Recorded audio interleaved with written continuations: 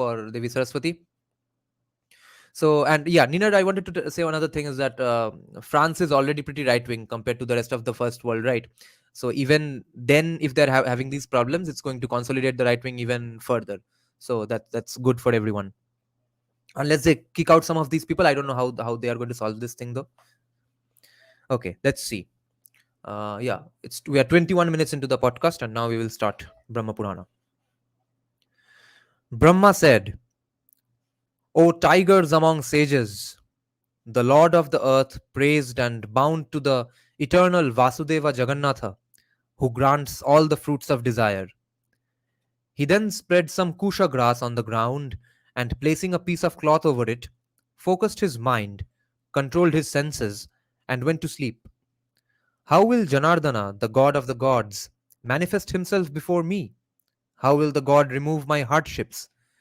As he went to sleep, this is what he thought. When the Lord of men slept, Vasudeva, the preceptor of the universe, showed himself to him. He held a conch shell, shankha, I guess, a chakra, and a mace, a gada. In his dreams, he saw the god of the gods, the preceptor of the universe. The god held a conch shell, a chakra, and a fierce mace in his hands, which means gada. He held the sharanga bow, arrows, and a sword. There was a disk of fierce and blazing energy around him. Okay, so around his head. His complexion was like that of the sun at the end of a yuga. He resembled blue lapis lazuli, which is a precious stone, seated on Suparna or Garuda. Okay, Garuda का एक और नाम है यहाँ पे Suparna. Interesting. He possessed 8 auspicious arms. O patient ones, he said, quote, O immensely intelligent king, well done.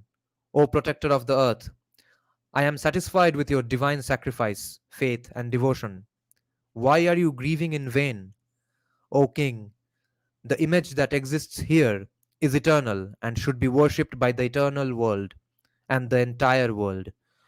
O Lord of the earth, I will tell you the means whereby you will be able to get it.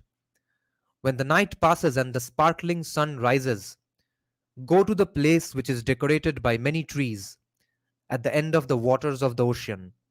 O king, on that shoreline, the giant expanse of the water can be seen, and the water of the salty ocean is full of waves. On that shore, there is a giant tree, partly standing on land and partly in the water. Though the waves strike against it, the tree does not tremble. With an axe in your hand, go to the place where the waves end. O king, go alone, in a cheerful mood, and you will see the tree. You will see the Ashwatha tree. Without any hesitation, cut it down. When the tree is cut down in the morning, it will be wonderful to behold. A Lord of the earth, O Lord of the earth, when you have seen it, think about fashioning my divine image out of it. His idol, Krishna's idol. Give up all your confused thoughts.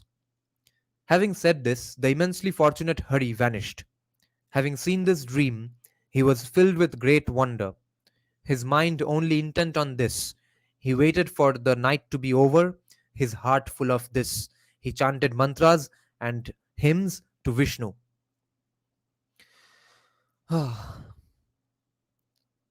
When night was over and it was morning, the Lord of men arose. Following the decreed norms, he had a proper bath in the ocean. He offered gifts to Brahmanas in villages and cities. The Supreme King performed the morning ablutions and proceeded. There were no chariots, foot soldiers, elephants, horses, or charioteers with him. The immensely intelligent one went to that giant shore alone. He saw the giant tree there. So we are talking about King Indradyumna right now again. The giant tree was full of energy. It was extremely fierce, extremely terrible, sacred, and extremely large. It was tall in height and gigantic in size. Near the water, it was protected exceedingly well. Its complexion was like that of thick red madder. What is madder? Madder is a dye made out of madder plant. अजीब बात है, MADDER. ये कोई plant का नाम है.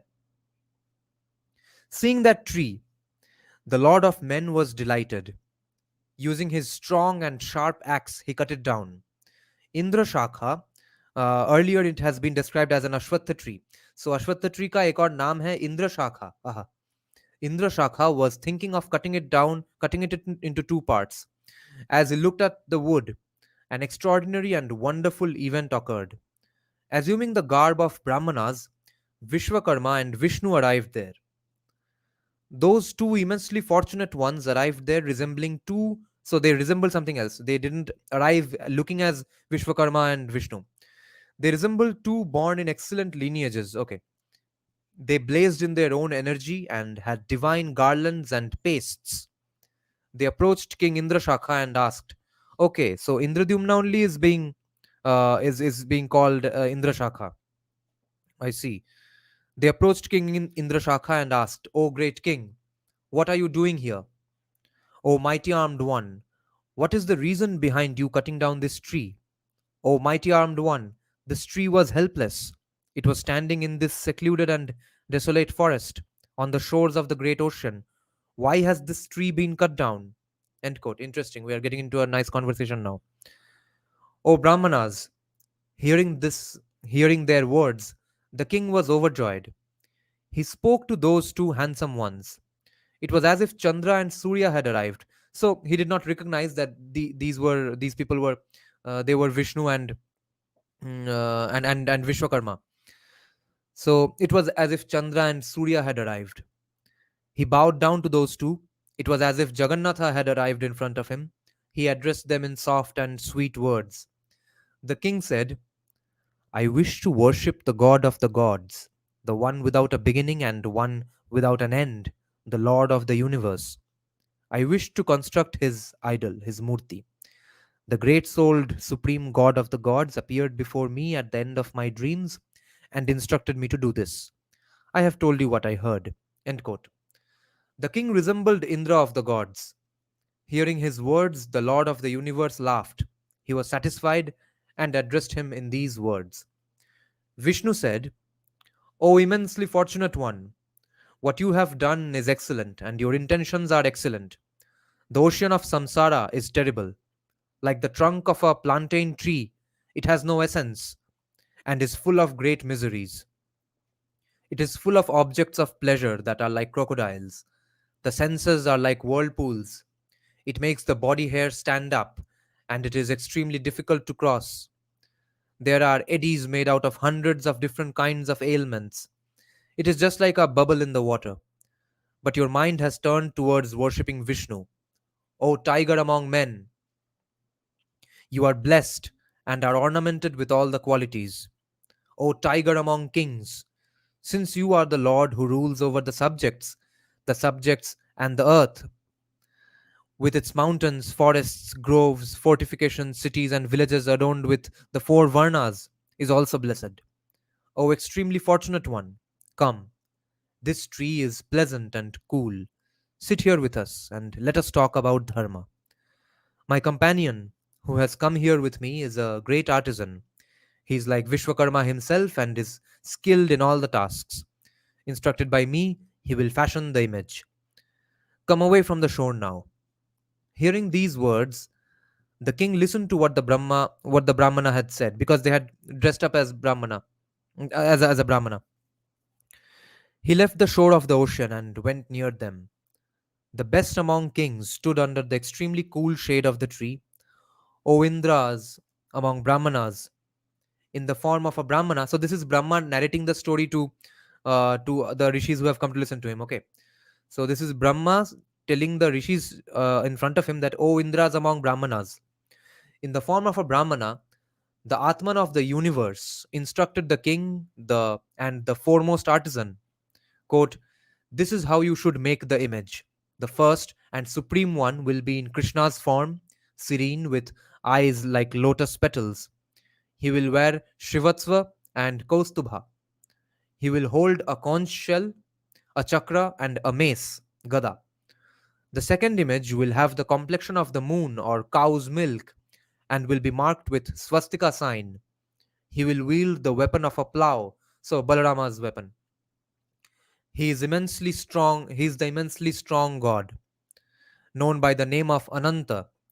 Balarama was born as a portion of Ananta. Ananta means one without an end. A, a anta. Okay. Ananta. I see.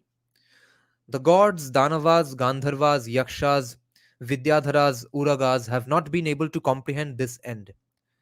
They have not been able to comprehend his end. Hence, he is known as Ananta. Okay, so we are talking about Balarama now.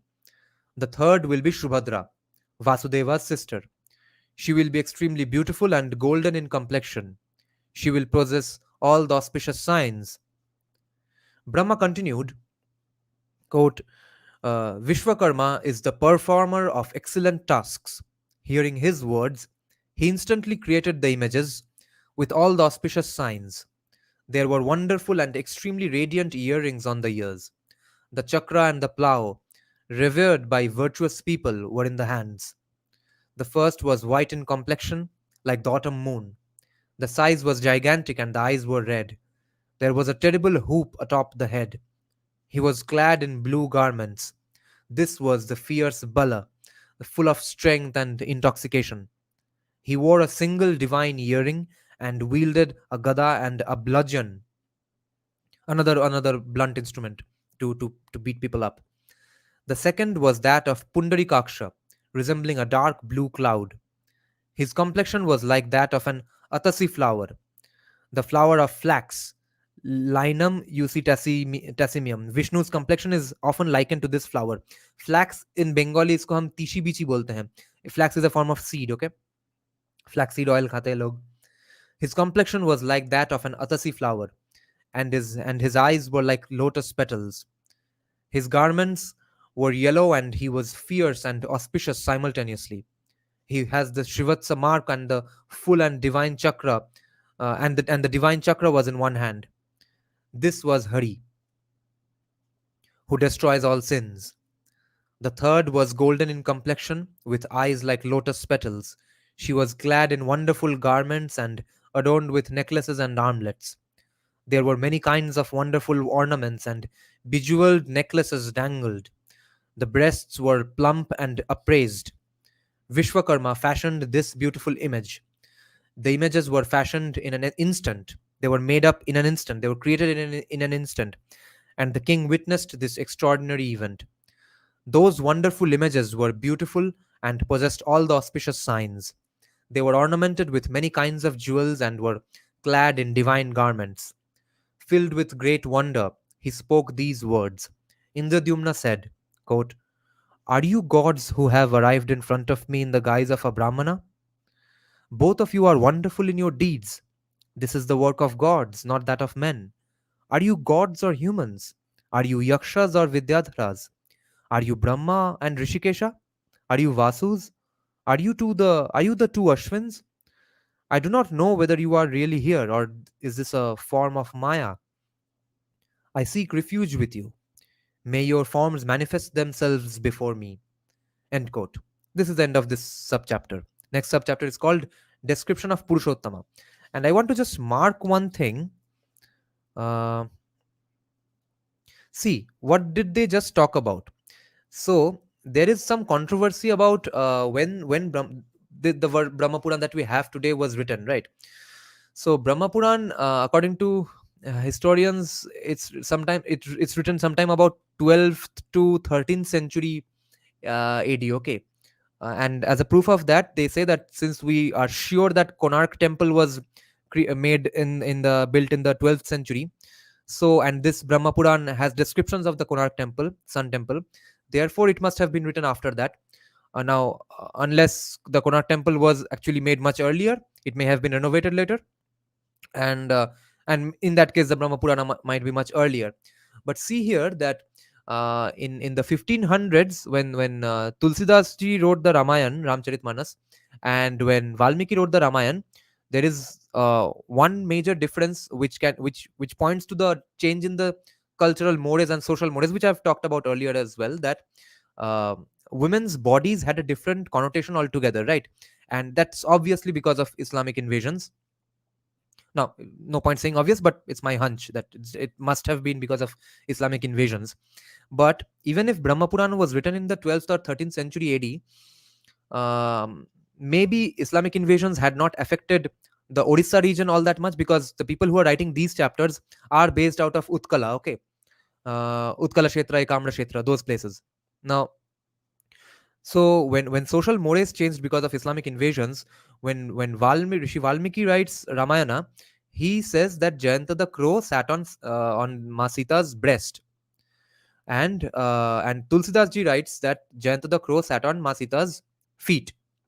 That shows that the word breast had a gigantically different connotation, and you could not speak about goddesses in that tone or using those words anymore, because breast by default became a very sexualized thing. You cannot just describe a body part just for beauty or for appreciation or in anything other than sexually, and you can't sexualize goddesses, obviously.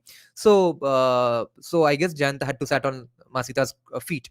But here we just learned that in Brahma Purana, at least in the 13th century or 12th century, which is at least about 200 to 300 years before Tulsidas ji wrote Ramcharitmanas, there even goddess Subhadra is being when we are talking about her, we are seeing that it's written that the breasts were plump and appraised.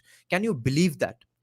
So either this is written much earlier, before social mores changed in the Utkala region, Orissa region, because of Islamic invasions, or Islamic invasions had not reached here, or it had reached here but the social mores hadn't changed anyway. So who knows? But this is pretty significant stuff. Imagine talking about goddesses like this today, because our view of the woman's body has completely changed. But I hope our view of the woman's body gets back to this someday, and less sexualized again. uh let's check some comments now, then I'll start the next sub chapter. Okay, I'll just scroll up a little. Okay. Mm. France has the most number of shot putters in Europe. Suparna noy. Okay, or in Suparna. I see. Okay, not Suparna. Right. Okay. I am surprised France is not able to handle Muslims. What happened to their first world police and riot control measures? Don't you? Yeah, that's a good question. Oh, how Hindus are eighth class citizens of India. Yes. आज रोहन सात्रा नोहर नारंगी नहीं आया. Oh, listen to भाई, he's reading for us. हाँ, नारंगी की याद आ रही है. हर्ष श्रव्य सिंह, हर्ष तुझे बड़ा दुख हो रहा है. Lol. Okay, Nina is saying, I think there might be double meaning in these stories. Yeah. Sometimes they have double meaning, sometimes they have only allegory, sometimes they have literal meanings. So most of the time they will probably have double meanings only. Okay, suspicion. Immensely fortunate ones. Bhagyavan, Bhagavan, perhaps. It would be good to know some of these terms in the original Sanskrit terms, because sometimes they are saying that you have to control your senses, and or he did something after he controlled his senses. That means that he became a Jitendriya or Indriya Jaya. Okay, I'm very curious about those words. No भाग्यवान तो मैंने old movies में wife को बुलाता हुआ सुना है. Okay. Bhagyavan means fortunate, bhagwan means an exalted being, right? Bhagavan, हाँ, okay. Odin is saying, Abhay, that's because they are Shri or Lakshmi of the household. Right. Shri. Swastik Tiger is saying some girls in Kerala Medical College is demanding hijab and full sleeve clothes in Operation Theatre. Now is the hot topic of discussion here. SFI supporting them. Good. Yeah, even today CPIM and ISF, which is the Indian Secular Front, but which is headed by Naushad Siddiqui and something other Siddiqui, by his elder brother. Both of them are the sons of the uh, person, I think, whose grave is probably Furfura Sharif, or their grandfather, I think. So they are absolutely in cahoots with CPIM, and they held a procession rally even today. Kerala is next level. Yes, unless you take Bengal into account. I think people should have rights to deny or decide whether they would like to be treated by a Muslim or not. Okay, RSB is saying Kerala would have been biggest demographic threat had Bengal and Assam not shared boundary with Bangladesh. Yes. Pure body पे lamination ही करवा लो, ये क्या ही. Nina is saying maybe the Konark temple section was interpolated. 12th century, surprisingly late. Yeah, Brahma Purana is considered a Upapurana, that is post Vedic or late Vedic area. Yeah, late Vedic era. Basically, post Vedic era materialism and women objectification had already started. Yeah, that is my point. It had if it had started, then why aren't we objectifying women here? We are still speaking absolutely non-sexualized terms repeatedly about women. Okay, right now we gave an example of a goddess, and if you saw our previous stream where we were discussing the Ekamra Kshetra and Utkala Kshetra, they were discussing women's slender waist, etc., good plump breast. And so someone might point that out and say that, see how patriarchal these books are. In the very next page they say, just like a woman needs to bend because of her heavy breasts in the Utkala region, in the same way the trees which were there were also so beautiful like the women. They had to bend because of their fruits, because of their heavy fruits, etc.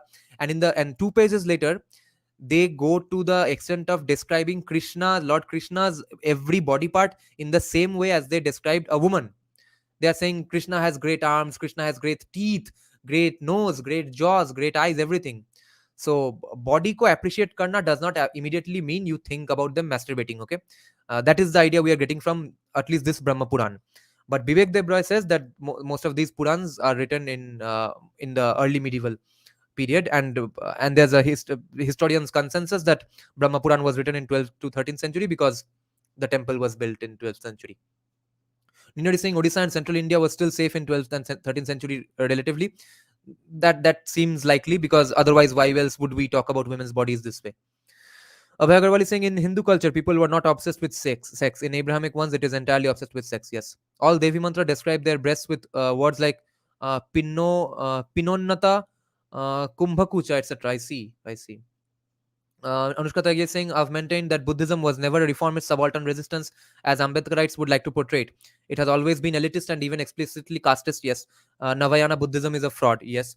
And yeah, we discussed a live paper, entire live stream on a research paper about thing, casteism in Buddhism. And another thing I want to let you all know is that I was reading a historical travelogue by a person called Rahul Sankrityayan. Some people must have heard of him. He was a Marxist Buddhist scholar. Okay, by scholar I mean intellectual. I think he died in the early 70s or 60s, sometime like that. So he's pretty old. So he was writing. I was reading a book by him, which is his travelogue of traveling from Sri Lanka to Nepal. So he's by foot, and so that he doesn't get caught by the British, etc. He was not a freedom fighter, but he had to take some different routes so that because people were, I think, not allowed to go to Nepal or something. I forgot what was the context exactly, but casually, in a randomly in a sentence, this Marxist Buddhist scholar who would have been the most anti-Hindu person you can think of, uh, in fact, he's actually one of the people who has said that no, Hindus did not really go around destroying Buddhist temples. Other than that, in that same book, he says that in a casual sentence, he mentions that, see, there are so many common people, normal Indians are all around. Then he uses a terms. He says, I saw normal people all around me, and I saw Brahmins, Jains, and Buddhists. What does that tell you? That Jains, Buddhists, and Brahmins were the three educator and intellectual class of the society, and they had disagreements among themselves, but all of them were the elite class. Okay, like today we say a school of thought. One school of thought may believe that welfare societies are great. Okay, Abhijit Banerjee will say सब कुछ free में दे दो अच्छा होगा. Milton Friedman, legit economists, will say that no, free market is the way to go. So these are intellectuals disagreeing amongst each other, but they are intellectuals. And we may agree with some of their things, but they are economists after all. And so, what Rahul Sankrityayan is pointing out, which is evident from his sentence, is that people were not Hindus or Buddhists or Jains or Sikhs and all. Okay, it was the intellectual classes, some of whom who respected Vedas. They were Brahmins. Some were Jains. Some were Buddhists. The masses were masses. So all of the masses were basically Hindus. You can only distinction you can make is between Brahmins, Jains, and Buddhists. That's what I'm getting from Rahul Sankrityayan's book, and he is writing it from his own experiences and without any agenda. He's not a pro Hindutva guy, and it's not even a statement that he makes. He did not set out to make that point in the book. That book is not about that. He casually mentions this, which even I mean emphasizes the point that was the case. That Buddhism was not a different kind of religion and that had different followers, etc. Only the monks were Buddhists. Jain monks, Buddhist monks, and Brahmin shishyas and gurus, etc. Rally for what? So, yeah, some Tate said Tate scam, etc. Control over senses is called Indriya Nigraha. So, are you saying Indriya Jaya would be then victory over senses? And then what would the difference be between Indriya Jaya and Indriya Nigraha? Looking at carvings of Khajuraho temple, it shows how free society ancient India was. Yeah, victory over senses is called Indrajit and Indriya Jaya as well. Bro, do a video on Aryan in tourism theory. I actually don't have a problem with Aryan tourism theory, because even then, what we can come up and conclude is that yes, they came and they said that yeah, you have these gods, you have Shiva, etc. We have Rudra, and they kind of alike. Chalo ab ek sath jite hai. They were not antagonistic with any of the local people. So who cares? Did they went to अरे हर जा क्या लिखा? Did they went to Crotchar too? एक बार फिर से लिख दो. What could have been the height of Sri Krishna? I don't know. Anushka Tyagi agreed. Nina is saying what we when we read Buddhist texts, all of them mentions non-Buddhists and Hindus as heretics, like they dislike each other's beliefs a lot. Not as much as Abrahamics though.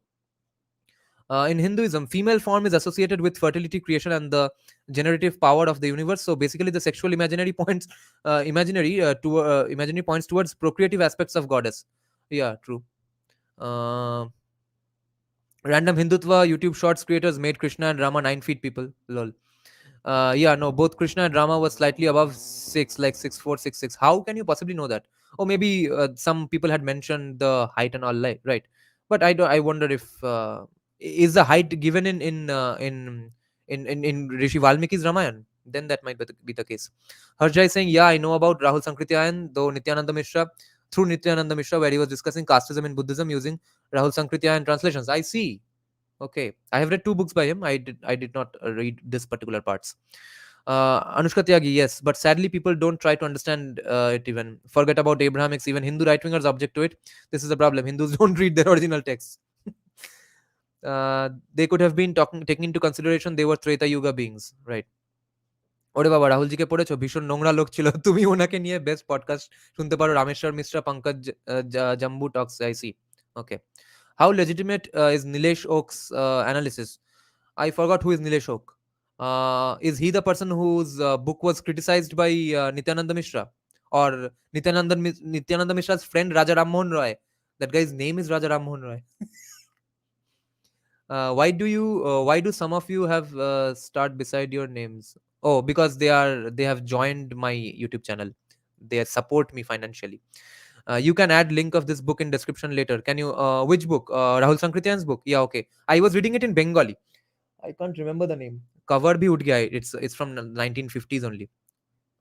But I'll find out the name of the book and then I'll put it in the description box. We are special snowflakes. Okay. Arin is saying big breasts of a woman depict their ability to nurse children. Yeah. When it is told about a country, it means the people were very healthy. The same goes for trees. Yeah, yeah. Goddess Saraswati, who gets her name from the river Saraswati, it literally means Sarasvati. So it's like a voluptuous river of milk, just like a mother giving lots of milk to nourish her children. That's how important the river Saraswati was, and that's how the river's name became Saraswati.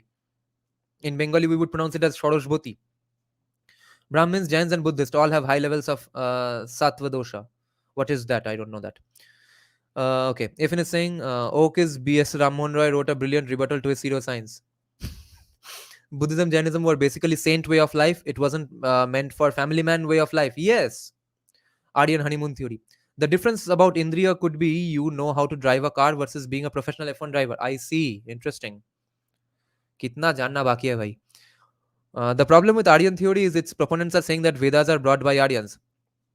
अच्छा लाया है तो क्या हुआ? 6000 साल पहले लाया है कि तो आउटसाइडर्स हो गया क्या? तो जो 6000 साल पहले अगर आया है वो अगर आउटसाइडर है, तो वो जो 600 साल पहले आया है वो आउटसाइडर नहीं है, और जो 5 साल पहले आया है बांग्लादेश से वो आउटसाइडर नहीं है। ठीक है, बोलो ना आर्यन आउटसाइडर है बोलो, फिर 5 साल पहले जो आया है उसको अभी भगाओ, 600 साल पहले जो आया था उसको 10 साल बाद भगाओ, और हमको 6000 साल बाद भगाओ।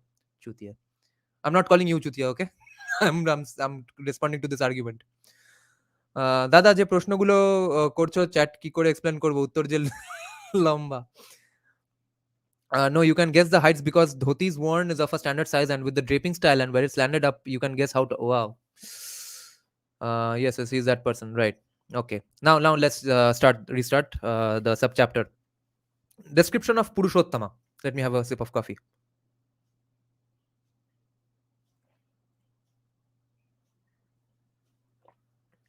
Oh, their argument would be that Aryans came 1500 BC, which has absolutely no basis.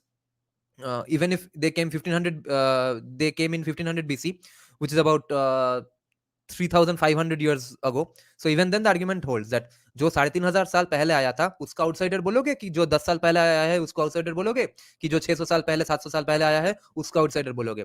पहले उन लोगों को आउटसाइडर बोलो, फिर आर्यंस को, और गोरे चमड़े वाले हिंदुओं को बोलो आउटसाइडर, हम मान लेंगे. Which coffee is that? Some random instant Nescafe coffee.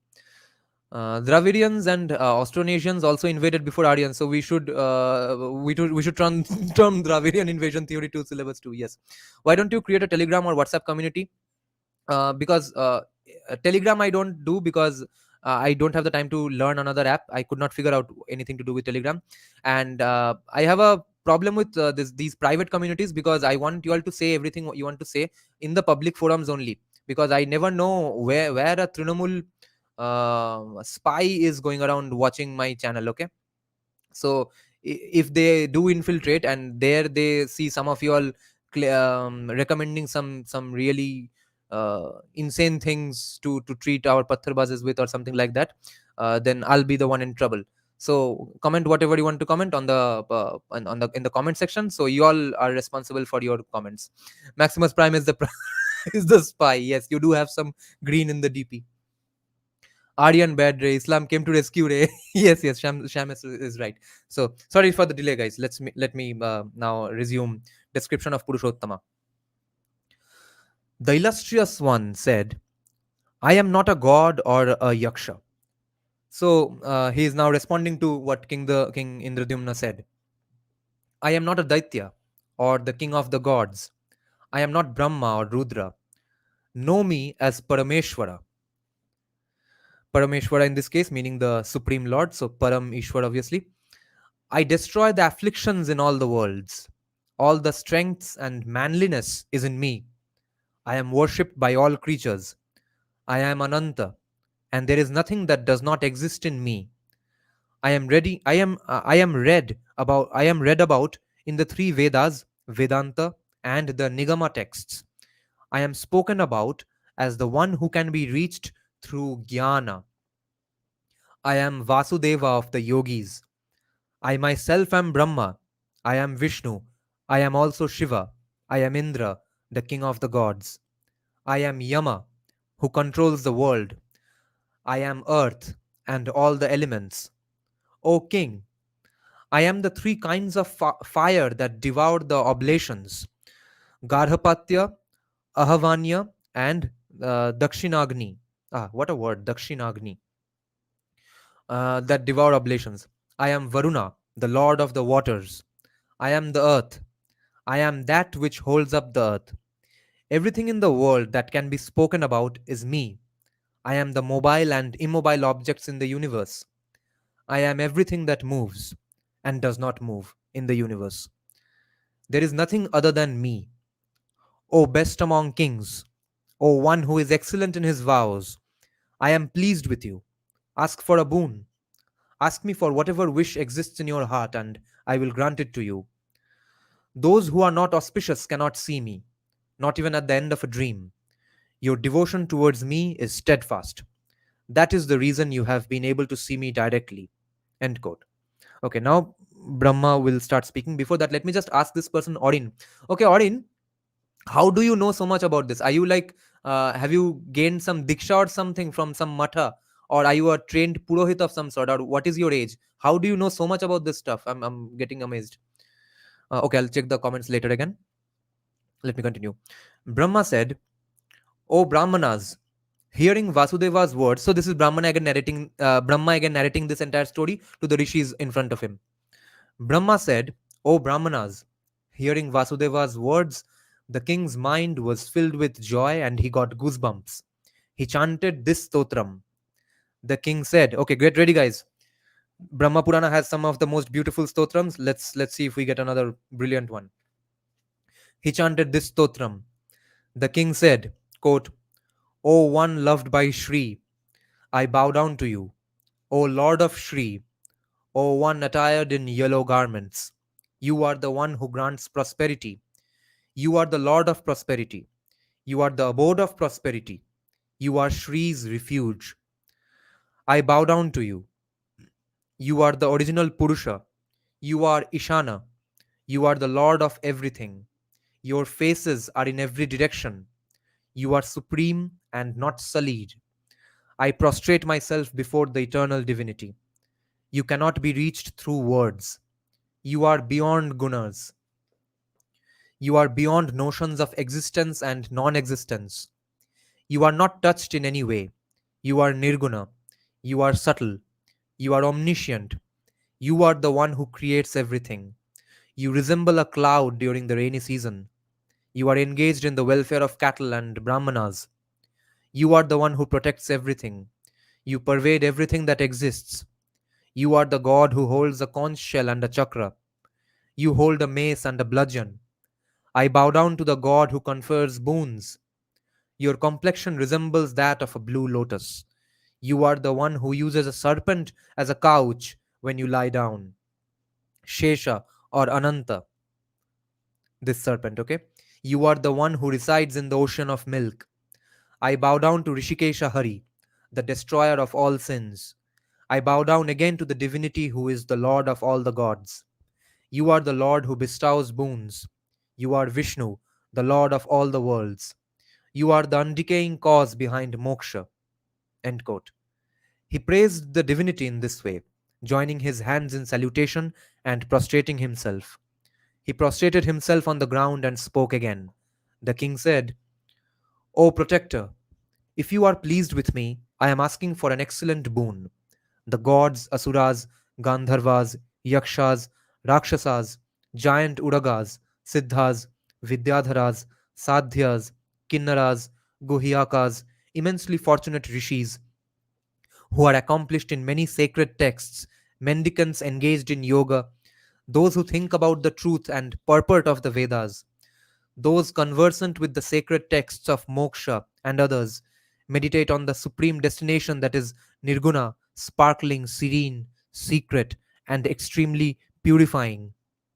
Through your favors, I wish to reach that destination, which is extremely difficult to reach. End quote.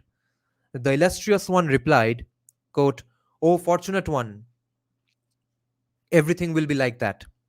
You will obtain everything that you wish for. Through my favors, there is no doubt that it will be as just as you desire. O best among kings, you will continuously rule over this great kingdom for 10,900 years. After that, you will leave for the divine destination, which is so very difficult for gods and asuras to reach. Your wishes will be satisfied. That destination is serene, secret, not manifest, without decay, greater than the greatest, subtle, without blemish, motionless, and eternal. It is devoid of old age and grief. It is devoid of action and causes. It is supreme and is described as that which must be known. I will show it to you. On reaching that supreme destination, you will obtain supreme bliss. O Indra among kings, as long as there are clouds, the sky, the sun, the moon, and the stars, as long as the seven oceans and Meru and other mountains exist, and as long as the gods are there in heaven, your fame will remain everywhere on earth and will not diminish. The Tirtha that resulted as part of the sacrifice will be known as Indradyumna's lake. Those who bathe in it even once will attain Shakra's world.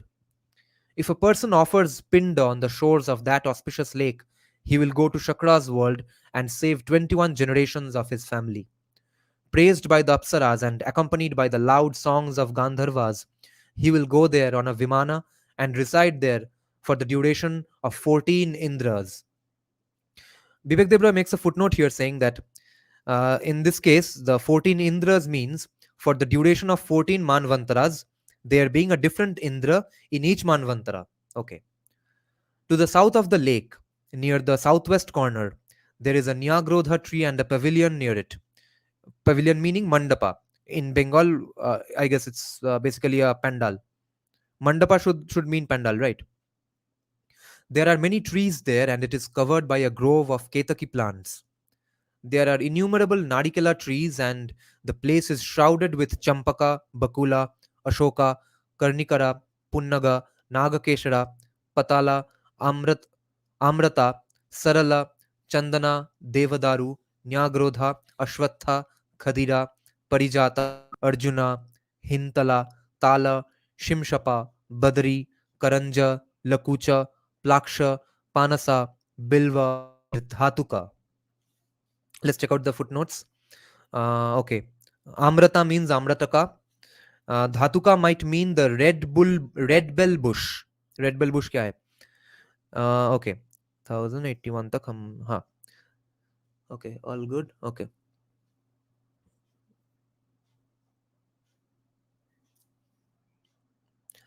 The place is ornamented with many other kinds of beautiful trees. In Shukla Paksha, in the month of Ashadha, on the fifth lunar day, when the nakshatra is Magha, Magha meaning literally when divinity of the nakshatra is the ancestors. When the divinity of the nakshatra is the ancestors, Magha. Okay. So in Shukla Paksha, in the month of Ashadha, on the fifth lunar day, when the nakshatra is Magha, Ashadhi, yesterday was Ashadhi Ekadashi, right? So we are talking basically about yesterday. Wow. We should be taken there and kept there for 7 days. With auspicious pronouncements, beautiful courtesans should place us in the pavilion. They should be accomplished in dancing and singing melodious songs. They should be especially skilled in sporting. They should fan us with fans and whisks made out of yak hair, studded with jewels and with golden handles. Brahmacharis, mendicants, snatakas, excellent brahmanas, those in Vanaprastha, those in Garhastha, Siddhas, and other brahmanas, and those from different varnas and states should praise us to the sounds of hymns from the Rig, Yajur, and Samavedas. O king, they should repeatedly praise Rama and Keshava. Okay, this in this case, Rama means Balarama.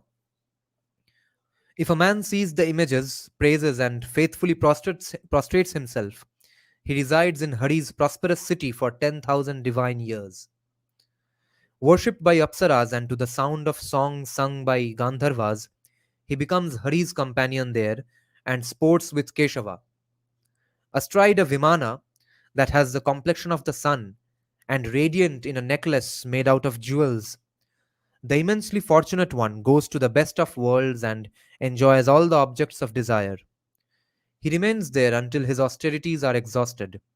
After that, he is born as a human and certainly becomes a Brahmana who possesses crores of wealth, is handsome, and is learned in the four Vedas. Thus, Hari, the granter of boons, gave him these boons and this pledge. O Brahmanas, along with Vishwakarma, he vanished. End quote. The king was delighted and his body hair stood up. Having been able to see Hari, he thought that he had been successful. The images of Krishna, Rama, and Subhadra, the ones who bestowed boons, were placed on chariots that were like Vimanas, colorful with jewels and gold. Okay, so Rama is being used as an interchangeable name for Balarama here, okay? To sounds of victory and auspicious pronouncements, the king had them conveyed. Along with the advisors and the priests, the intelligent one had them brought. There were the sounds of many types of musical instruments and many auspicious sounds of the Vedas being chanted. They were established in that extremely beautiful, auspicious, and sacred spot. Along with the Brahmanas, he had them established on an auspicious tithi and time, when the nakshatras had all the traits of being auspicious and the muhurta was excellent. After taking the permission of the preceptor, the Lord of the earth carried out all the tasks in accordance with what has been decreed, following all the indicated norms. Following the norms, he gave dakshina to the preceptor. Following the norms, he gave wealth to the officiating priests and others. Following the ordinances, they were instated in that excellent abode in the mansion. All the indicated tasks were performed in the course of this installation. Following the rituals, they were worshipped with many kinds of flowers and fragrances. As was appropriate, the king gave away gold, jewels, pearls, many kinds of beautiful garments, diverse divine gems, excellent seats, villages, habitations, parcels of land, fortifications, cities, even kingdoms, and many other things. He performed many other sacrifices and gave away large quantities of donations at these sacrifices. Having performed all the required tasks, the king gave up all his possessions and went to the supreme place, Vishnu's supreme destination. O best among sages, I have thus told you about the excellent king and about the greatness of the Kshetra, of that Kshetra. What else do you wish to hear? Hearing the words of Brahma, whose birth is not manifest, the Brahmanas thought that this was wonderful. This is Lomaharshana speaking, okay? Rishi Lomaharshana, who started narrating the Brahma Puran. So now we are back to Rishi Lomaharshana's voice. So Rishi Lomaharshana is saying that hearing the words of Brahma, whose birth is not manifest, the Brahmanas thought that this was wonderful. Rejoicing, they asked again. Okay, now the sages asked, quote, O best among the gods, when should one go to Purushottama? O Lord, what rituals must be performed at the five tirthas? Tell us separately the fruits of bathing and donating at each of these tirthas, and the fruits of seeing the divinity there. Brahma replied, quote, a person obtains some fruits if he fasts, controls his senses, controls his anger, and torments himself by standing on one leg in Kurukshetra for 70,000 years. O best among Brahmanas! However, he obtains greater fruits if he fasts and visits Purushottama once on the 12th lunar day. O best among sages! If Brahmanas and others desire the world of heaven, they should control themselves and make efforts to visit Purushottama in the month of Jaishtha. Having visited the five tirthas in the proper way, in the month of Jaishtha, an excellent man will visit Purushottama on the 12th lunar day in Shukla Paksha. If a person sees the god without decay in Purushottama on the 12th lunar day, he obtains Vishnu's world and is never dislodged from there. O best among Brahmanas! Therefore, one should endeavor to go there in the month of Jaishtha. A man should see Purushottama after having visited the five tirthas.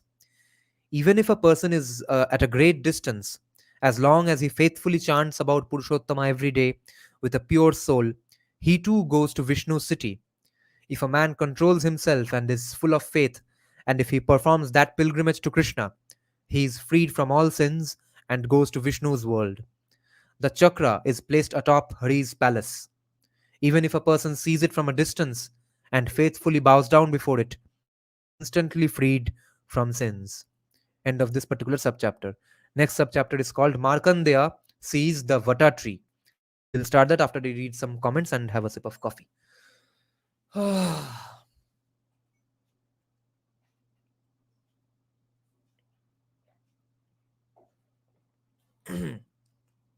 Harsha is saying हम तो यहाँ honeymoon मनाने आए थे काफी लंबा okay let me check from a little way above. बहुत discussion हो गया है यहाँ पे इंटरेस्टिंग सब चलो वापस Ethiopia audience saying yes we are all outsiders RSB saying, oh, that's right. TMC spies the next gen KGB agents, the heir of Agent 007, lol. People with green names are spies, yes. All Buddha converted to Islam. Islam is subaltern serial justice, lol. Abhay Agarwal is saying, and they are paying Nirajanda to spy on his channel. In place of swastika, your DP almost depicts Haken Cruz. Yeah. Nino is saying in France, leftists are still supporting riots by saying fascist police deserve it. I'll quote someone I know. Quote, if all workers globally had similar rioting spirit, the world would be much more perfect. हाँ जलने दो France भाई ये तो बहुत ही बढ़िया है. Workers of the world unite and then destroy your system. Chara Chara Jagat, Arin is saying. Okay, Hakan Cruz don't have dots. Oh, I see. Arin is saying, "Are na self study. I do have a guru I learned from Bengali medium. Tai shabdogulo jani." I see. I'm 33. Okay, you are a little just 1 year older than me. Adipurush Easter egg in Brahma Puran. Yeah. How does writing makes world better and not worse, lefties? Because according to them, their argument is that writing makes the this oppressive system of capitalism fall apart, and then all of us will live equally with everyone riding a Tesla. Leftists are watchdogs of short putters. Yes, this is why learning in mother tongue is more beneficial. Yeah, absolutely. There's nothing like reading these texts in some of your Indian mother tongues.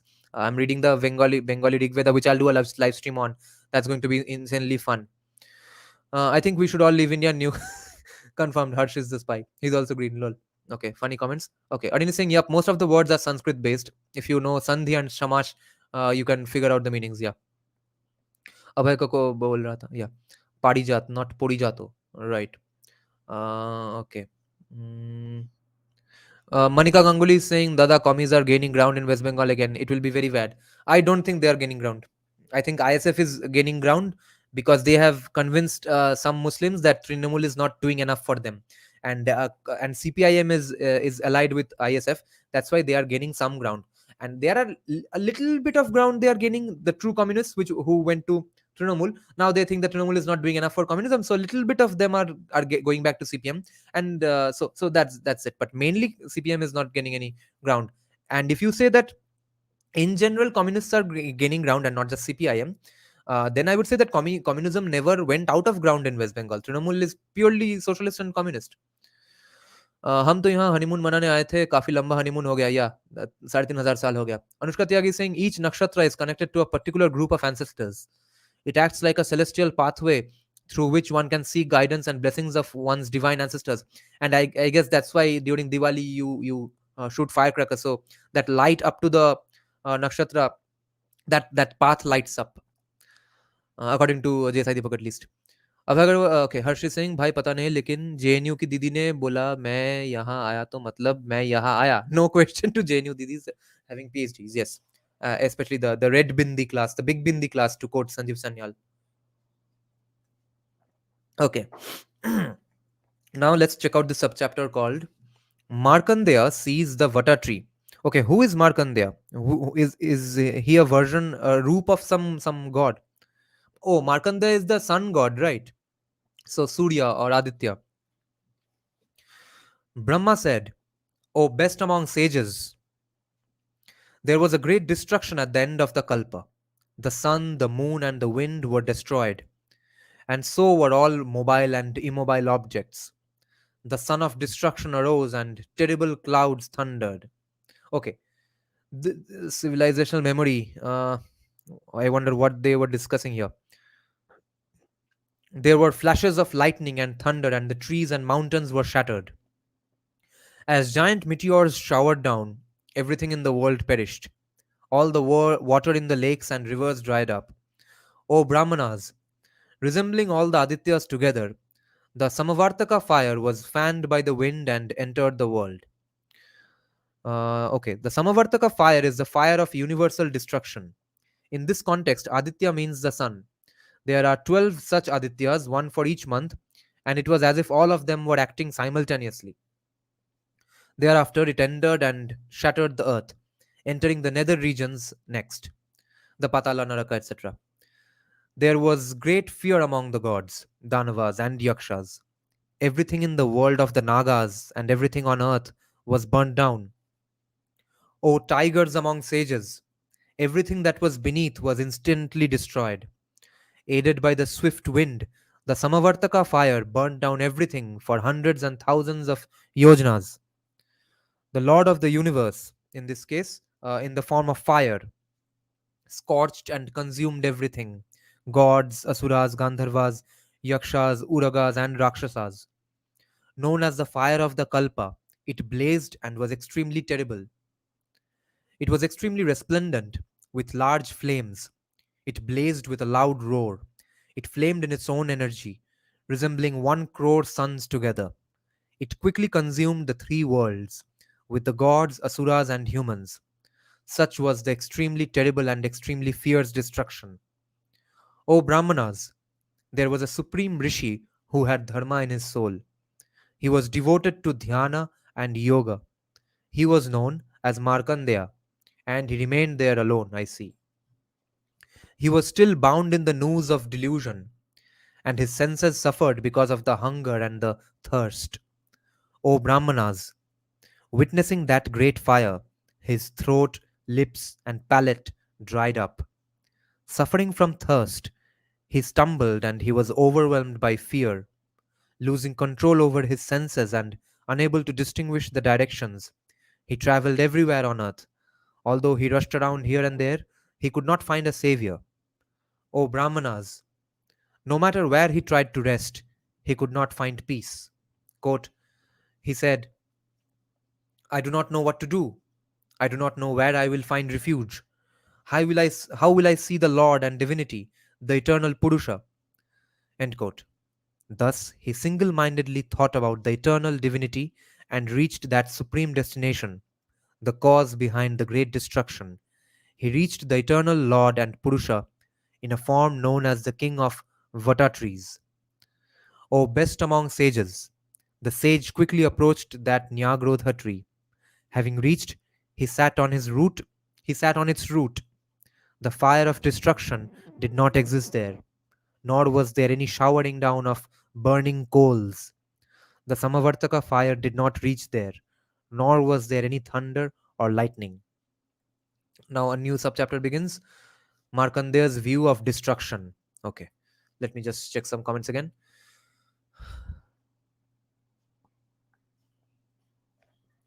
Tigers among sages. I wonder what the Sanskrit word for that might be. Vyagramukha Rishi or what? Something like that. No, that's not Diwali. It's linked to Pitri Paksha. I see, I see. Okay, okay. So Rishi Markandeya, the same person who is also considered to be one of the Chiranjeevis or immortals. I see. Markandeya Rishi is a great devotee of Lord Shiva. I see. Okay. So, Markandeya's views of destruction. Brahma said, quote, great clouds rose up into the sky and they were extraordinary to behold. Some were like herds of elephants decorated with garlands. Oh, look at this description. We are describing clouds here, okay? Some clouds were like herds of elephants decorated with garlands. Ah, there's an elephant और उसके ऊपर माला है. That's the entire cloud. Some were dark like blue lotuses. Others resembled water lilies. Some clouds full of water were like filaments. Others were yellow. Some were green in complexion. Others had the hue of a crow's egg. Some had the complexion of petals of lotuses. Some had the hue of an ingula tree. Ingula kya hai? Okay, Vivek Debra is saying this must be a typo. Ingula is a medicinal tree. It should read as Sindhura. That is, the complexion was that of vermilion. Okay, so Vivek Debra is saying Brahma Puran के original script में ही एक शायद typo है. It might be Sindhura. Some resemble giant cities. Ah, some clouds resembling giant cities. Others resemble giant mountains. Some were like masses of collyrium. Colllyrium. Others had the radiance of emeralds. They were thick and dense and were garlanded with lightning. Vidyut ki mala. O immensely fortunate ones! Such large clouds arose and they were terrible in form. They thundered in terrible tones. All these clouds full of water covered the sky. They showered torrents of water and covered the earth everywhere, with its mountains, forests, and mines. O supreme among sages! With terrible floods of water, the clouds enveloped all the directions. Urged by Parameshthi, everything was flooded everywhere. Great torrents of earth covered the earth. Okay, great torrents of earth covered the earth. Okay, so we are talking about a flash flood here. मिट्टी का पूरा बाण आ रहा है. They extinguished the extremely fierce, extremely terrible, and inauspicious fire. For 12 years, the clouds flooded everything. Are we discussing the ancient flood now, huh? Is this a civilizational memory of that? Urged by the great souled one, the floods of water enveloped everything. Or maybe some regional floods as well, because Utkala is a pretty flood prone region. Odisha mein kitna flood hua hai, right? So it must be one of those. O Brahmanas, the oceans transgressed their shorelines. Mountains were shattered and the earth was submerged in water. Those gigantic clouds whirled around in the firmament and shrouded everything. However, though this dense mass gathered together, they were struck by the force of the wind and were dispersed. O supreme among sages, this was a fierce wind. O Brahmanas! However, Vishnu, the original divinity, who was lying down in the abode of the lotus, an indirect way of describing the water, he drank up the wind. Only a single ocean existed. There was terrible darkness and no support existed. The gods, asuras, and men were destroyed. There were no yakshas or rakshasas. The exhausted sage meditated on Purushottama. He opened his eyes and saw that the earth was covered in water. He could not see the vata tree. He could not see the earth. He could not see or he could not discern the directions. Nor could he see the sun. There was no moon, sun, fire, or wind. There were no gods, asuras, or pannagas. In that fierce and single ocean, all mobile and immobile objects were destroyed. O Brahmanas, as he was being destroyed, as he was being drowned, he attempted to swim. But as he was being hurled around here and there in that flood, the sage suffered. O Brahmanas, as he was being drowned, he could not see a savior. Purushottama saw that he was suffering in this way and took pity on him. He was satisfied with the meditation of that tiger among sages and spoke to him. The illustrious one said, quote, O child, you are exhausted. You are only a child. O one who is excellent in his vows, you are my devotee.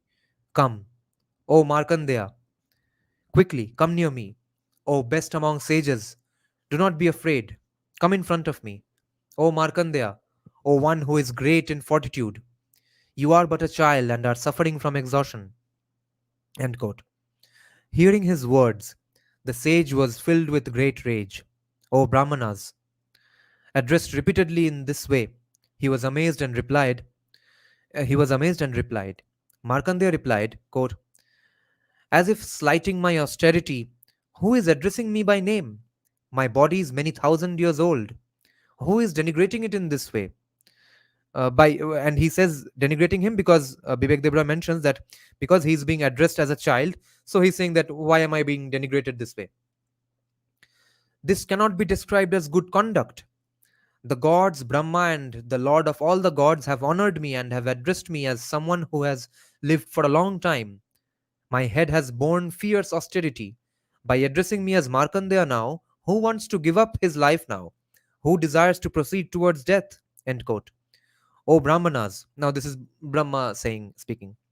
Having said this, the sage started to think, quote, have I seen a dream? Have I been overwhelmed by delusion? End quote. Thinking in this way, he made up his mind to dispel this grief. Quote, I will faithfully seek refuge with God Purushottama. End quote. Focused in his mind, the sage sought refuge with Vishnu.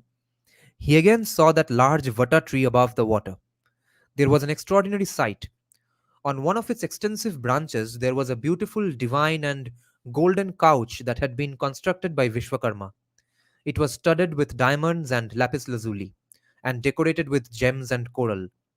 There were rubies and many other kinds of precious stones ornamented it.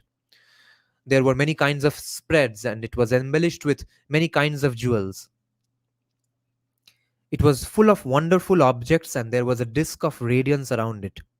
In the form of a child, God Krishna was lying down on the couch. He blazed in his extremely great radiance, resembling 1 crore suns. He was four-armed, and his limbs were beautiful. His eyes were like lotus petals. The Shivatsa mark was on his chest, and he held a conch shell, a chakra, and a mace. My phone is vibrating. He was four-armed and his limbs were beautiful. His eyes were like lotus petals. The Shrivatsa mark was on his chest and he held a conch shell, a chakra, and a mace. There was a garland of wild flowers on his chest and he wore divine earrings. There were heavy necklaces around his neck and he was ornamented with divine jewels. When he saw this divinity, the sage's eyes dilated in wonder. He got goosebumps. He prostrated himself before the god and spoke to him. Markandeya said, quote, "This is wonderful. There is a single mass of water, and all mobile and immobile objects have been destroyed. How is the child here alone without any sense of fear?" End quote. The great sage knew about the past, the present, and the future. Nevertheless, confounded by Maya, he did not comprehend the god. Unable to comprehend him, he spoke these words of dejection. Markandeya said, quote, "My austerity is in vain, my energy is in vain, my knowledge is in vain, my rights are in vain, my long life is in vain, my life as a human is in vain. I do not know who this divine child is, sleeping on the couch." End quote. Thinking this, the Brahmana, bereft of his senses, was submerged in that flood. Distracted, he found no way to save himself and was filled with a great sense of depression. In his own greatness, the great child resembled the rising sun. O Brahmanas, as he was stationed there, full of energy, he was incapable of looking at him. Seeing the sage advance towards him, the child seemed to smile. O tigers among sages, he spoke to him in a voice that rumbled like the clouds. The illustrious one said, "O child, I know that you are exhausted. You have come to me for the sake of being saved. Swiftly enter my body. I have come here to save you from exhaustion." End quote. Hearing these words, the sage was so confused that he could not say anything. He entered his gaping mouth. Oh, end of a subchapter. Next subchapter is called Markandeya Inside the Illustrious One's Stomach. Let me check some comments once again and I'll have a bit of coffee. The cyclone is supposed to symbolize chaos. Yeah.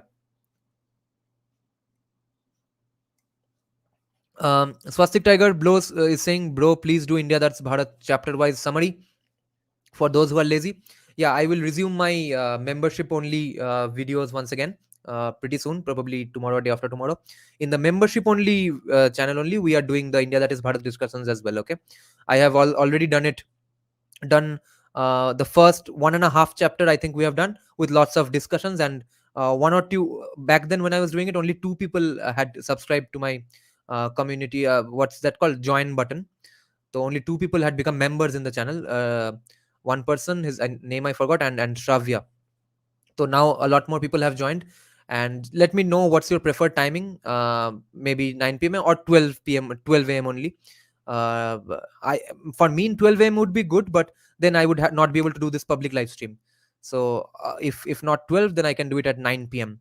There for the paid memberships, I can do India That Is Bharat discussion, and completely in not completely. I'll explain it in Hindi because you can check out the videos already. If you join right now, you can check out all the 2 or 3 videos I have already done. I'm reading that book and discussing it in Hindi only because that's what I'm comfortable with. I speak in English and Hindi. Okay, Maximus Prime is saying, if you look at the geography of India just below Utkala, it looks like the area got dented. Hence, intense natural calamity did happen. Yeah.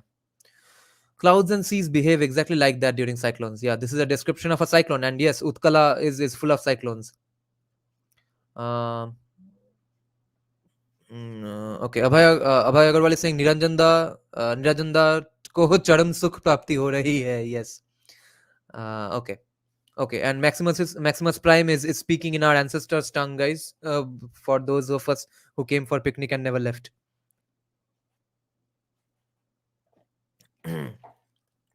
Okay. Markandeya inside the illustrious one's stomach. Brahma said, "The excellent sage entered the child's stomach. Inside, he saw the entire earth with all the different habitations. O excellent sages, he saw the oceans of salt water, sugarcane, juice, liquor, ghee, curds, milk, and fresh water. Jambudvipa, Plakshadvipa, Shalmalidvipa, Kushadvipa, Kronchadvipa, Shakadvipa, and Pushkaradvipa, Bharata, and the other Varshas, all the mountains. So he's seeing all these in the illustrious one stomach, okay? The golden mountain of Meru, with all the stores of jewels, its summit decorated with many gems and caves, Antyajas and all the other categories, deer, monkeys, lions, boars, srimaras, hares, HARES, so kind of rabbits, elephants, and other creatures, all the tirthas. Okay, what are srimaras? Let me check out the footnote. A kind of animal that is found in marshy places, similar to deer. I see. Srimaras. What would be the Bengali pronunciation? Shrimor. Uh, okay. So let's see what else did he find in the illustrious one's stomach. All the tirthas, villages, and cities on earth, agriculture, animal husbandry, trade, capitalism to rahega hi bhai, even in illustrious one's stomach, and all kinds of buying and selling, lol, capitalism inside the illustrious one's stomach. Shakra and other excellent gods and other residents of heaven, Gandharvas, Apsaras, Yakshas, the eternal rishis, Daityas, Danavas, Sarpas, Nagas, the sons of Simhika, and all the other enemies of the gods, and everything mobile and immobile that he had seen earlier on earth. Okay, for a footnote, the text also gives an alternate version with a slightly different rendering of what was seen inside the stomach. Except for the geographical bit, there are no major differences between the two versions. I see. He saw all these inside the stomach. Oh, best among Brahmanas. He saw everything inside the stomach. What is the point of stating this repeatedly? Oh, best among Brahmanas. Everything mobile and immobile, beginning with Brahma and ending with a blade of grass, Bhuloka, Bhuvarloka, Swarloka, Maharloka, Satyaloka, Tapoloka, and Janaloka, Atala, Vitala, Nitala, Sutala, Talatala, Rasatala, and Patala. Okay, the text actually says Atala, Vitala, Patala, Bhutala, Bhutal, yeah, Vital, repeated, Rasatala, and Mahatala. These are the nether regions, and we have amended it for sake of consistency. Okay, and everything in the universe could be seen inside the stomach. Oh, best among Brahmanas, because of the god's favors, his progress was unimpeded, and he did not lose his memory. Oh, Brahmanas, inside the stomach, he roamed around in the entire universe, but he was unable to reach the end of Vishnu's body. O Brahmanas, when the sage could not find the end to the body, he sought refuge with the god who was the granter of boons. O Brahmanas, at this, with the speed of the wind, he was suddenly expelled from the gaping mouth of the great souled Purusha. This is where this subchapter ends. The next subchapter starts. Prayer to the illustrious one. So we'll get some great sotram against, guys. Buckle up. Grab some coffee if you can. No, don't grab a coffee in the middle of the night. Wait, I'll check some comments once again. Okay. Maximus Prime is Arya Brahmani Manu. It is fascist, yes. I'm not as tolerant as Hirsch. Bring it on. Brahma Purana is a pretty good text to understand the Indian geography and terrain. Yeah. And especially Eastern India. King Bali was sent to Sutala by Vamana incarnation. I see.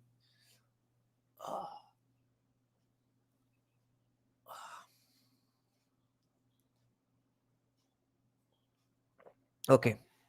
Now, let's get ready. Prayer to the illustrious one. Brahma said, O supreme sages, he emerged from the child's stomach and again saw the earth submerged in that single ocean of water devoid of people.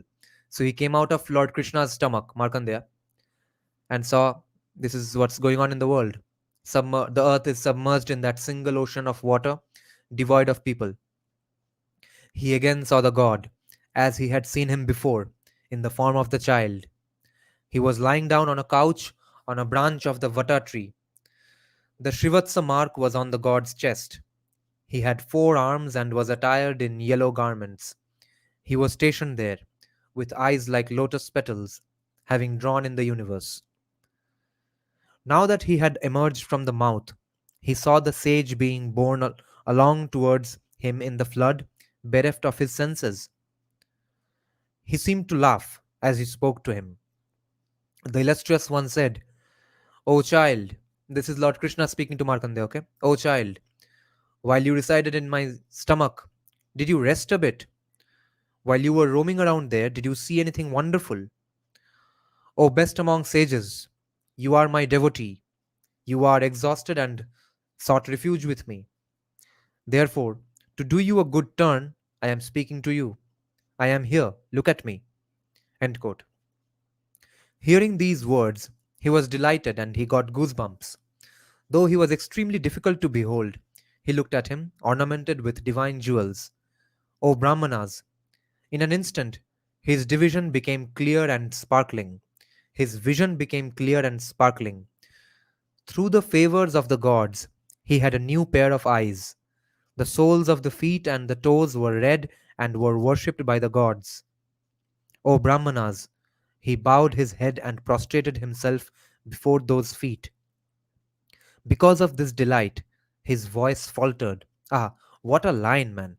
Listen to this line once again. Because of his delight, his voice faltered.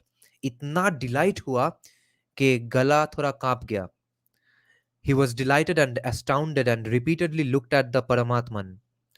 Joining his hands in salutation, he started to praise him. Now, Markandeya said, quote, O gods of the gods, O Jagannatha, O one who has assumed the form of a child through his Maya, O one with beautiful eyes like lotus petals, save me. I am miserable and have sought refuge with you.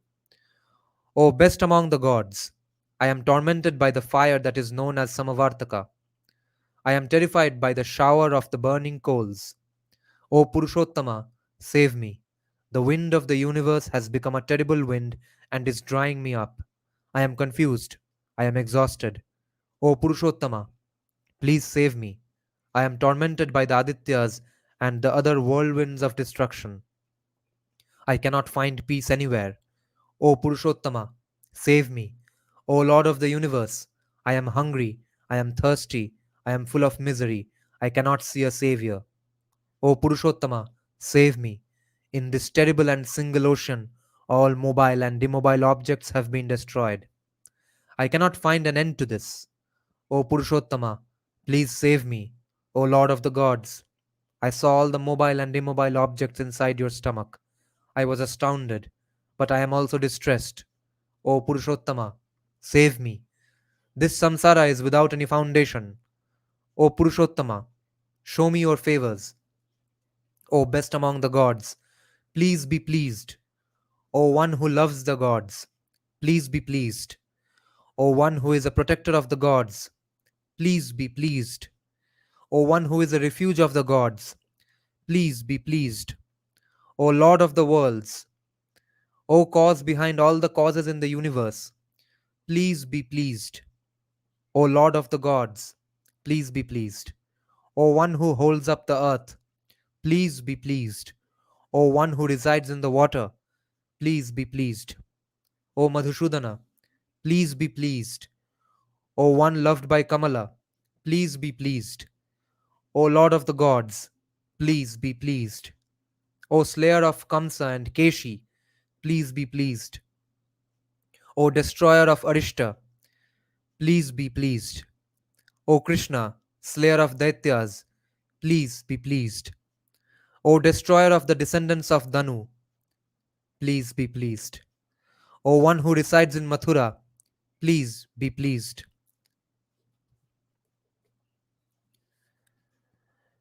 O one who is descendants from the lineage of the Yadus, please be pleased.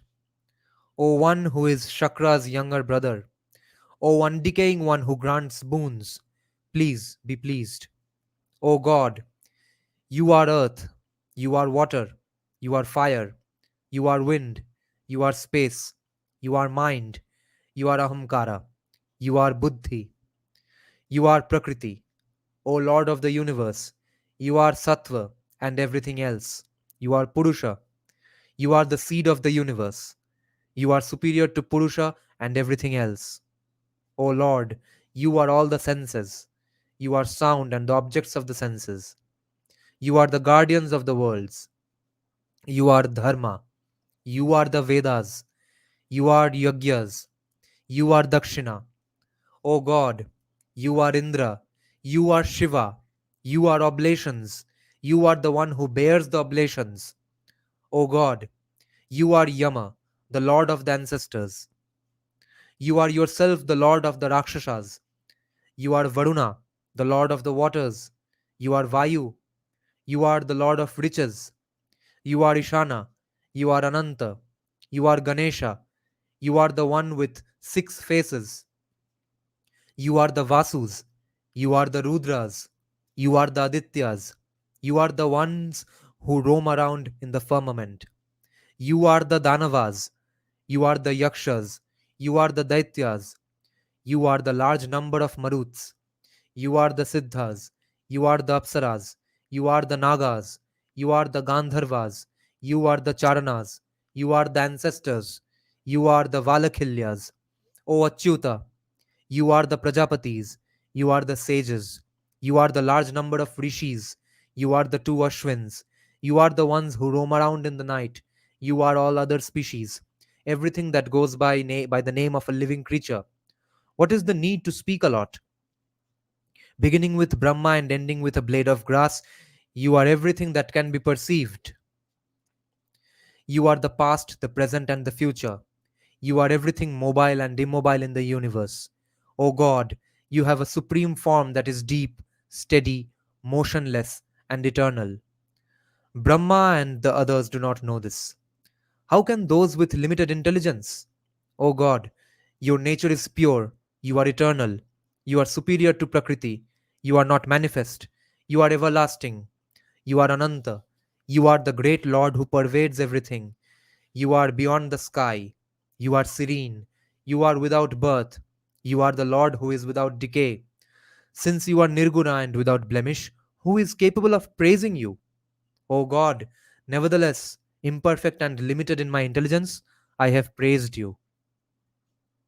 O undecaying God, O Lord of the gods, O one who is everything, you should pardon this transgression. This is where this subchapter ends. Next subchapter is called Markandeya's vision.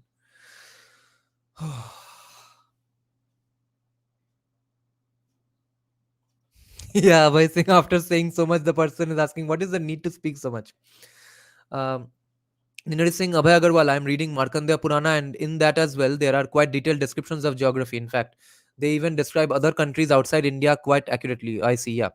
Okay, Ninar, which version of Markandeya Purana are you reading? Are you reading the Vivek Debray's translation versions or Gita Press ones, or something in your or some in some Indian mother tongue language? Okay, let me know that. Oti Sundar Barnon, yes, Barnona. So, what is the extent of Bharatvarsha there in Markandeya Purana? Yeah. Oh, incredible things here. Okay, I marked 2 things, important things, while I did not want to stop. But check this out. Oh, destroyer of descendants of Danu. Ye kaun hai? Check out the civilizational memory. This is the Yamnaya tribe. These are the Irish people, the Gallic, the Druids, the people who speak Gaelic. Okay, Conor McGregor को बोल रहे हैं यहाँ पे, because their river goddess is Danu. Okay, and Lord Krishna is being called destroyer of Danu, destroyer of the descendants of Danu. So we are again getting proof in 12th century Utkala that some worshippers of Danu had been kicked out. They had been destroyed. This is the Yamnaya tribe. Abhijit Chavra is absolutely right in his hypothesis here. Okay, Nina is saying it is the Gita Press Hindi version. Okay, I don't know if there is some English version. I think Bibek Debra's translation is also there. If anything, by the way, when Hindu Rashtra is formed, what kind of a nation state do you want? Everything that we are asking from BJP only. No, but in terms of laws, pure equality, free temples, free churches, free masjids, etc. No publicly funded mosque, no publicly funded madrasa, and actually no publicly funded temples and stuff also, because people need to gather their own funds, create a temple, then use that temple as whatever way you want.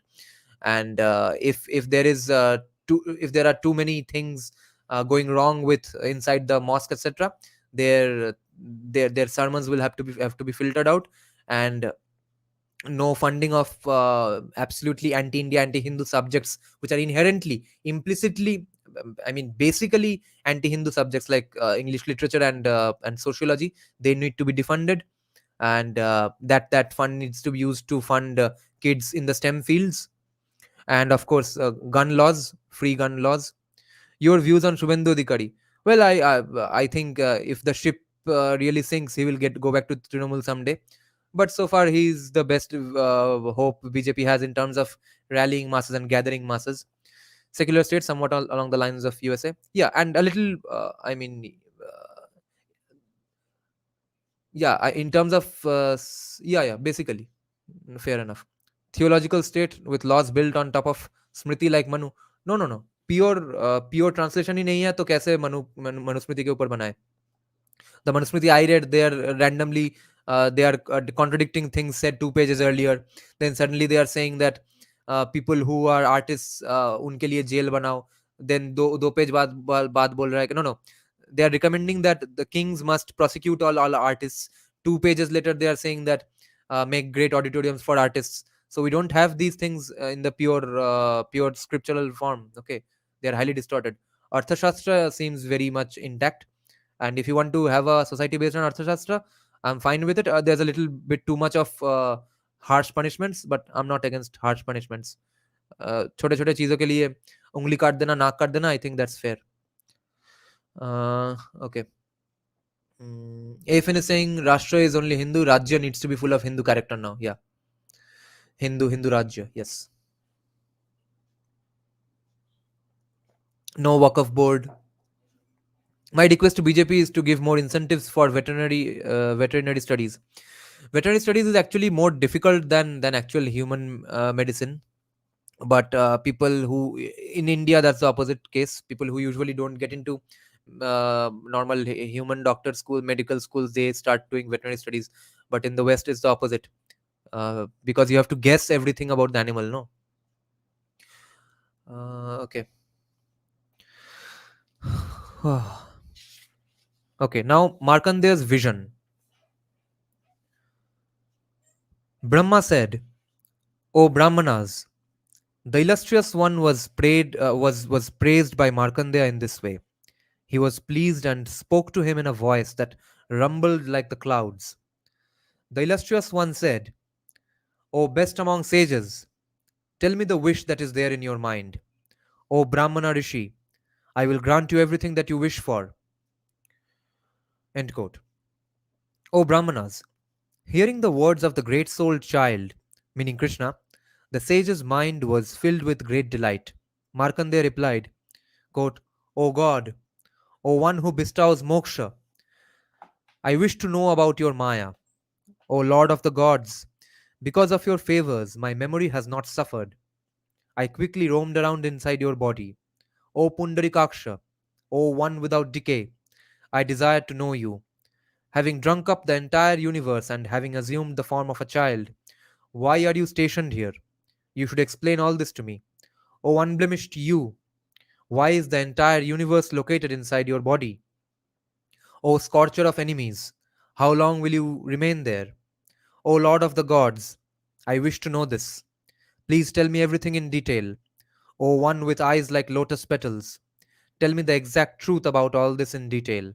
O Lord, what I have seen is great and is unthinkable. End quote. Thus addressed, the immensely radiant God of the gods confronted him. The one who is supreme among the eloquent ones addressed him in these words. Okay. Yeah, another thing abhi mujhe yaad aaya. Another thing I would like to see is complete ban on cow slaughter. That one, at least that one pro Hindu thing, that one overtly Hindu thing needs to happen, because unless we are getting rid of complete blasphemy laws, unless people go around painting some people who are not allowed to be painted, unless those things are allowed, even you can't eat and chop off and kill our god and eat them up. But I would be in favor of banning dairy in that case as well, because you are exploiting your god to make money. Okay, that's also not going to happen. By the way, a better Manusmriti would be that through that of traditional understanding, like Medhatithi, yeah, etc. You should, yeah, right. मेधा तिथि वाला भी पढ़ना होगा. My request to BJP is to give incentives for veterinary studies. Okay, yeah. Uh, hmm. So the illustrious one said, Krishna said to Markandeya, O Brahmana, even if they wish to, the gods do not know the truth about me. Since I am pleased with you, I will tell you how I create and withdraw this universe. O Brahmana Rishi, you are devoted to your father, meaning Markandeya's father was the sage Mrikandu. You are devoted to your father and you have sought refuge with me alone. Your brahmacharya is great. Therefore, I have directly shown myself to you. Water is known by the name of Nara or Nara. Because of what I did earlier, I am known by the name of Narayana. Okay, Nara, Narayana. Water is my ayana. Ayana means abode. Since I always lie down there, my name is Narayana. I am the eternal and undecaying source of creation. O supreme among Brahmanas, I am the one who ordains all creatures and destroys them. O supreme among Brahmanas, I am Vishnu. I am Brahma. I am also Shakra. I am King Vaishravana. I am also Shakra. I am Yama, the lord of the ancestors. I am Shiva, Soma, and Kashyapa Prajapati. O supreme among Brahmanas, I am Dhatri and Vidhatri. I am sacrifices. Agni is in my mouth. My feet are the earth. The sun and the moon are my eyes. Heaven is my head. Space and the directions are my ears. Water originates from my sweat. The sky and the directions are my body. The wind is established in my mind. I have performed hundreds of sacrifices and have given copious quantities of the appropriate dakshina. Those who are learned about the Vedas perform sacrifices to me. I am the divinity who is established in a sacrifice. On earth, Indras among Kshatriyas and kings who desire heaven perform sacrifices to me. So do Vaishyas who wish to go to the world of heaven. I alone am the one who assumes the form of Shesha and holds up the earth ornamented by Meru and Mandara and extending right up to the four oceans. O Brahmana, in ancient times, the earth was submerged in the water. I assumed the form of a boar and resorted to my energy to raise it up. O Brahmana, O supreme among Brahmanas, I assume the form of the subterranean fire and entering the water in this form, drink up the water and release it. In this case, this means that the subterranean fire is known as the Vadava or mare, Mare, because it is in the form of a mare's head. The earth was submerged in water. I raised it up. O Brahmana, O supreme among Brahmanas, I assume the form of the subterranean fire and entering the water in this form, drink up the water and release it. Brahmanas are my face, Kshatriyas my arms, Vaishyas are my thighs, and Shudras are my feet. In due order, that determines their valor. Rig Veda, Samaveda, Yajur Veda, and Atharva Veda originate from me and enter into me. Mendicants who try for and hunger after supreme peace, those who are free of desire, anger, and enmity, those who are without attachment, those who are devoid of sins, those who are immersed in sattva, those who are devoid of ahamkara, and those who know about adhyatma always worship me. Brahmanas always think of me. I am the energy known as Samvartaka. I am the fire known as Samvartaka. I am the Samvartaka sun. I am the Samvartaka wind. O supreme among Brahmanas, know that what can be seen in the firmament in the form of stars is nothing but my body hair. Know that all the oceans, stores of jewels, and the four directions are my garments, my beds, and my abodes. O excellent one, know that desire, rage, delight, fear, and confusion are nothing but my forms. O Brahmanas, men who perform excellent deeds obtain me. They are those who are truthful, donate, perform fierce austerities, are non-violent towards all creatures, follow the indications I have ordained, and think about my body. I am the one who suffuses them with vijnana. This cannot be obtained by trying for it or desiring for it. Brahmanas who study the Vedas properly perform many kinds of sacrifices. control themselves, and conquer rage are the ones who obtain me. Men who perform wicked deeds are incapable of obtaining me. Such are those who are overwhelmed by greed, are misers, those who are ignoble, and those who have not cleansed their souls. Know that these are the great fruits obtained by men who have cleansed their souls. Foolish people and those who resort to deceitful yoga find it impossible to obtain me. ये क्या है? Deceitful yoga. Interesting. So there are wrong ways to do yoga as well. Oh, excellent one. Whenever dharma suffers and adharma rises, I create myself. There are times when daityas are addicted to violence and cannot be slain by the best of gods. Terrible rakshasas may also be born in this world. At such times, I create myself in the homes of those who undertake auspicious deeds. I enter a human body and pacify everything. Having created gods, humans, Gandharvas, Uragas, Rakshasas, and mobile and immobile entities, I use my own Maya to destroy them. O supreme among sages, O Indra among Brahmanas, among all creatures there is no one who is able to determine my nature properly. In all the worlds, my devotees worship me in every possible way. O Brahmana, O unblemished one, if there were any hardships you experienced while you were inside me, all those were only for the sake of your benefit and happiness. Everything mobile and immobile that you have seen in the world has all been thought of by me. It is my Atman that thinks of creating beings. My name is Narayana, and I hold the conch shell, the chakra, and the mace. O Brahmana Rishi, while 1,000 yugas pass, I sleep. I am the Atman of the universe, and I confound the entire universe. O supreme among sages, I am everything. Though I am not a child, as long as Brahma does not wake up, I assume the form of a child. That is, as long as it is Brahma's night.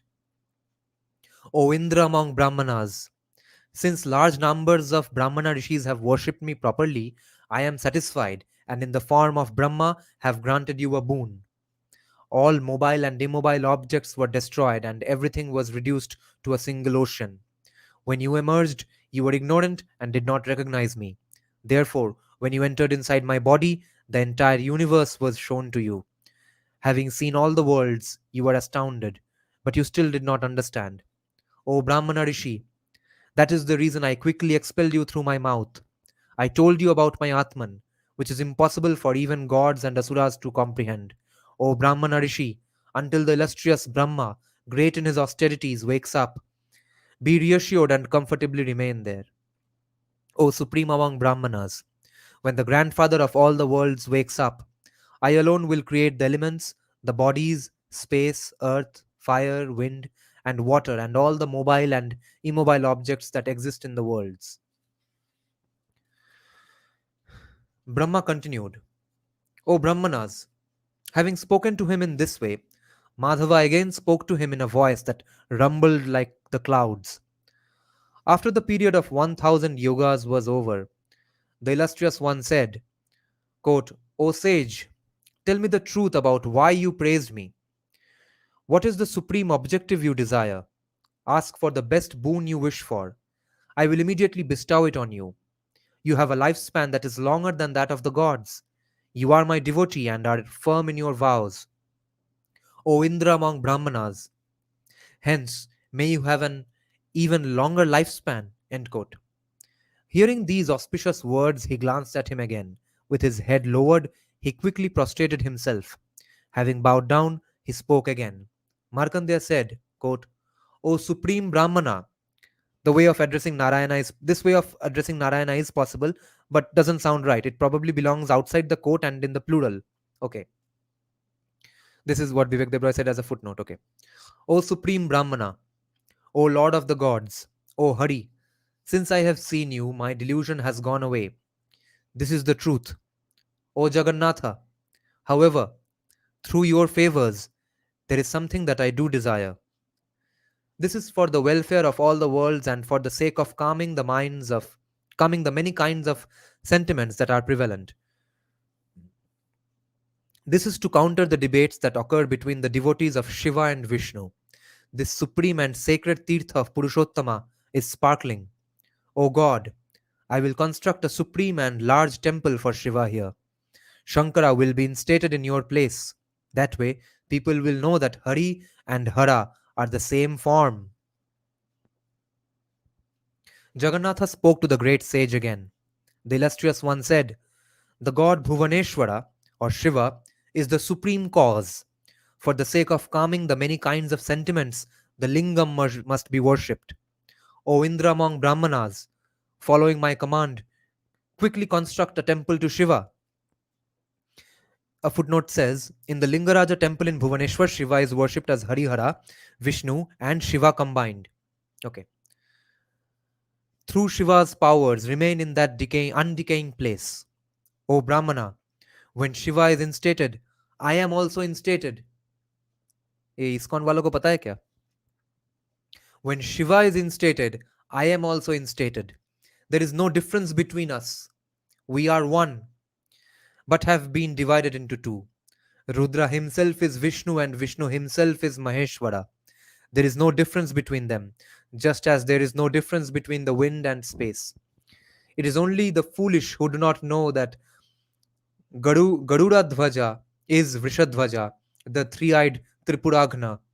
O Brahmana, name that temple to Shiva after your name. Create this extremely beautiful Tirtha just to the north of the god of the gods. Okay, the footnote says that is the Jagannatha temple. Okay, just north of the Jagannatha temple. Let it be famous in the world of men as Markandeya's lake. O best among Brahmanas, it will destroy all sins. O best among sages, having spoken in this way to Markandeya, Janardana, who pervades everything, instantly vanished.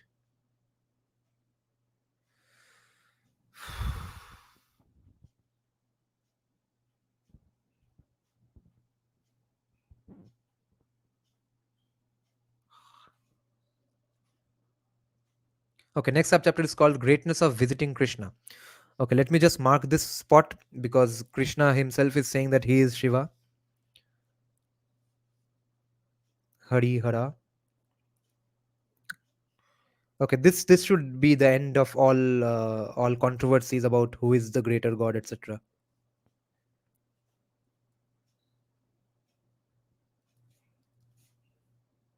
Krishna and Shiva. Okay, let me just check some comments now.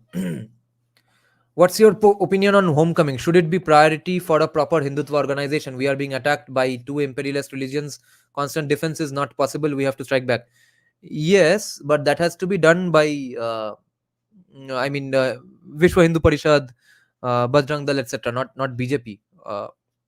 Anyone who wants to do homecoming, they should do that. What's the problem? Israel would not have existed if it weren't for US backing it. Yeah, because they are a very small country.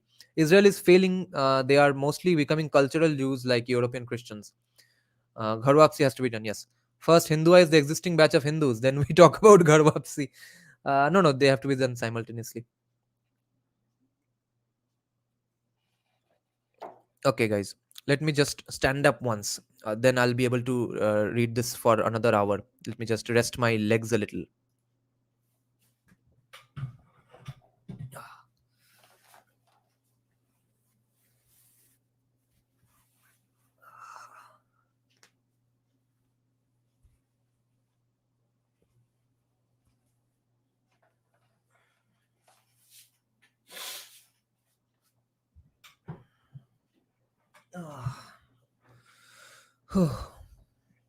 I my legs got tired.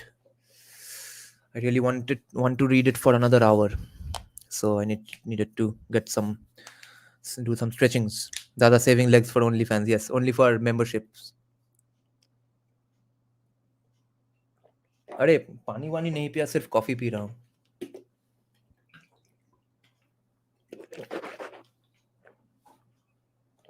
Okay, nice. 12 people online in the middle of the night on a Saturday, Friday night. Good. Instead of partying, we are listening to Lord Krishna say that he is in fact both Lord Rudra and Lord Shiva. Modernize Muslims, awakening Hindu, challenge INC doctrine, change laws, etc. Yeah, and we need unicorns with 12 horsepower engines. Everything, सब कुछ बोल दिया भाई. Okay, greatness of visiting Krishna. Brahma said, "O Brahmanas, after this I will tell you about the norms for the five tirthas and the fruits from bathing, donations, and beholding the divinities there." Meaning, observing, एक बार देखना, darshan karna. A man should go to Markandeya's lake and face the north. He must purify himself by immersing himself thrice in the water and utter this mantra, which is, I am submerged in this ocean of samsara and seized by sin, have lost my senses. O destroyer of Bhaga's eyes, O enemy of Tripura, save me. I bow down to you. I bow down before the serene Shiva, the one who dispels all sins. O Lord of the gods, I am bathing here. May my sins be destroyed. End quote. One must bathe in the water, immersing oneself up to the navel. An intelligent person will then satisfy the gods, the rishis, and the ancestors by offering sesamum and water. Having bathed and rinsed one's mouth, one should go to Shiva's temple. Having entered the god's abode, one should perform pradakshina thrice. O Brahmanas, using the basic Aghora mantra, one should prostrate oneself and worship and seek the favors of Markandeya's Lord by chanting, quote, O Trilochana, I bow down to you. O Shashibhushana, I bow down to you. O Virupaksha, save me. O Mahadeva, I bow down to you. End quote.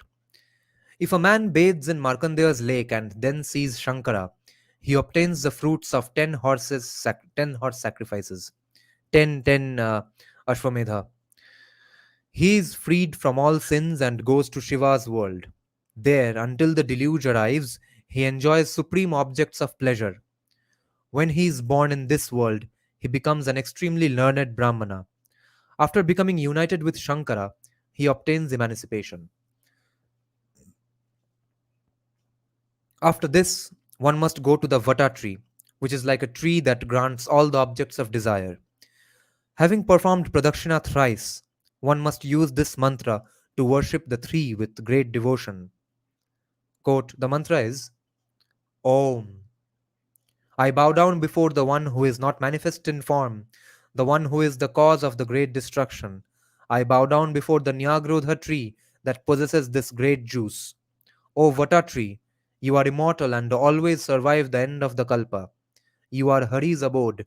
O Nyagrodha, destroy my sins. O tree that grants all the objects of desire, I bow down before you. End quote.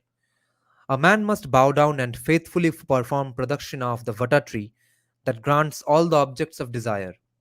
Like a snake shedding its skin, one is then instantly cleansed of sins. O Brahmanas, even if a man passes under the shade of the tree that grants all the objects of desire, he is freed from the sin of killing a Brahmana, not to speak of other sins. O Brahmanas, the Nyagrodha tree has been created from Krishna's body. It is full of the supreme energy of the Brahman. It is Vishnu in another form. By bowing down to it, one obtains fruits that are greater than those of a royal sacrifice or a horse sacrifice. Saving one's own lineage, one then goes to Vishnu's world. Vainateya is stationed in front of Krishna. Vainateya is Vinata's son, Garuda. Garuda is not an independent tirtha. The five tirthas are Shiva near Markandeya's temple, the Vata tree, Krishna, Balarama, and Subhadra. If a person bows down before him, he is freed from all sins and goes to Vishnu's city. After seeing the Vata tree and Vainateya, if a person sees Purushottama, Samkarshana, and Shubhadra, he obtains the supreme destination. Having entered Vishnu's temple, one must perform Pradakshina thrice. One must worship and please Samkarshana and Bhadra, meaning Subhadra, by using their own respective mantras, which is, the mantra is, I bow down before the Rama who holds a plow, so Balarama. I bow down before the one who uses a club as a weapon, so Krishna.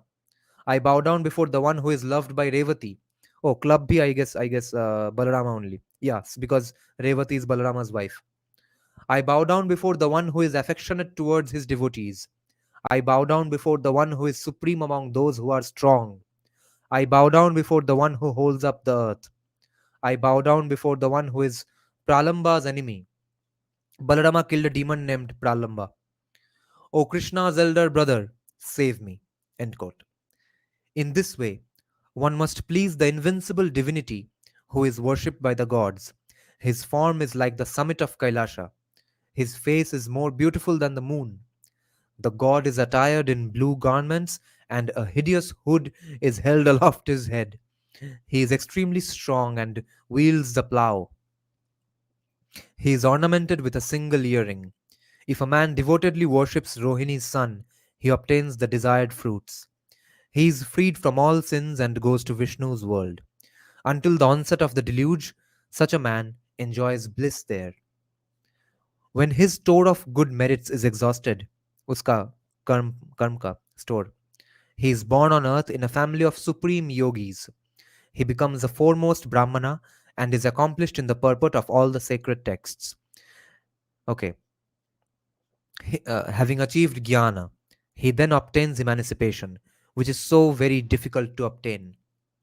Having worshipped the wielder of the plough in this way, a discriminating person will next control himself and use the mantra with the 12 aksharas to worship Krishna. An akshara is a syllable, a part of a word with a single vowel sound. None of the mantras that follow has 12 aksharas.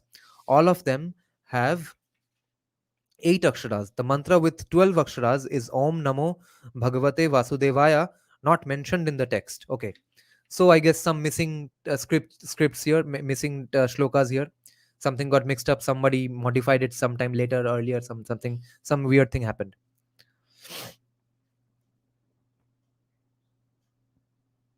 So if a patient person always uses the mantra with 12 aksharas to devotedly worship Purushottama, he obtains emancipation.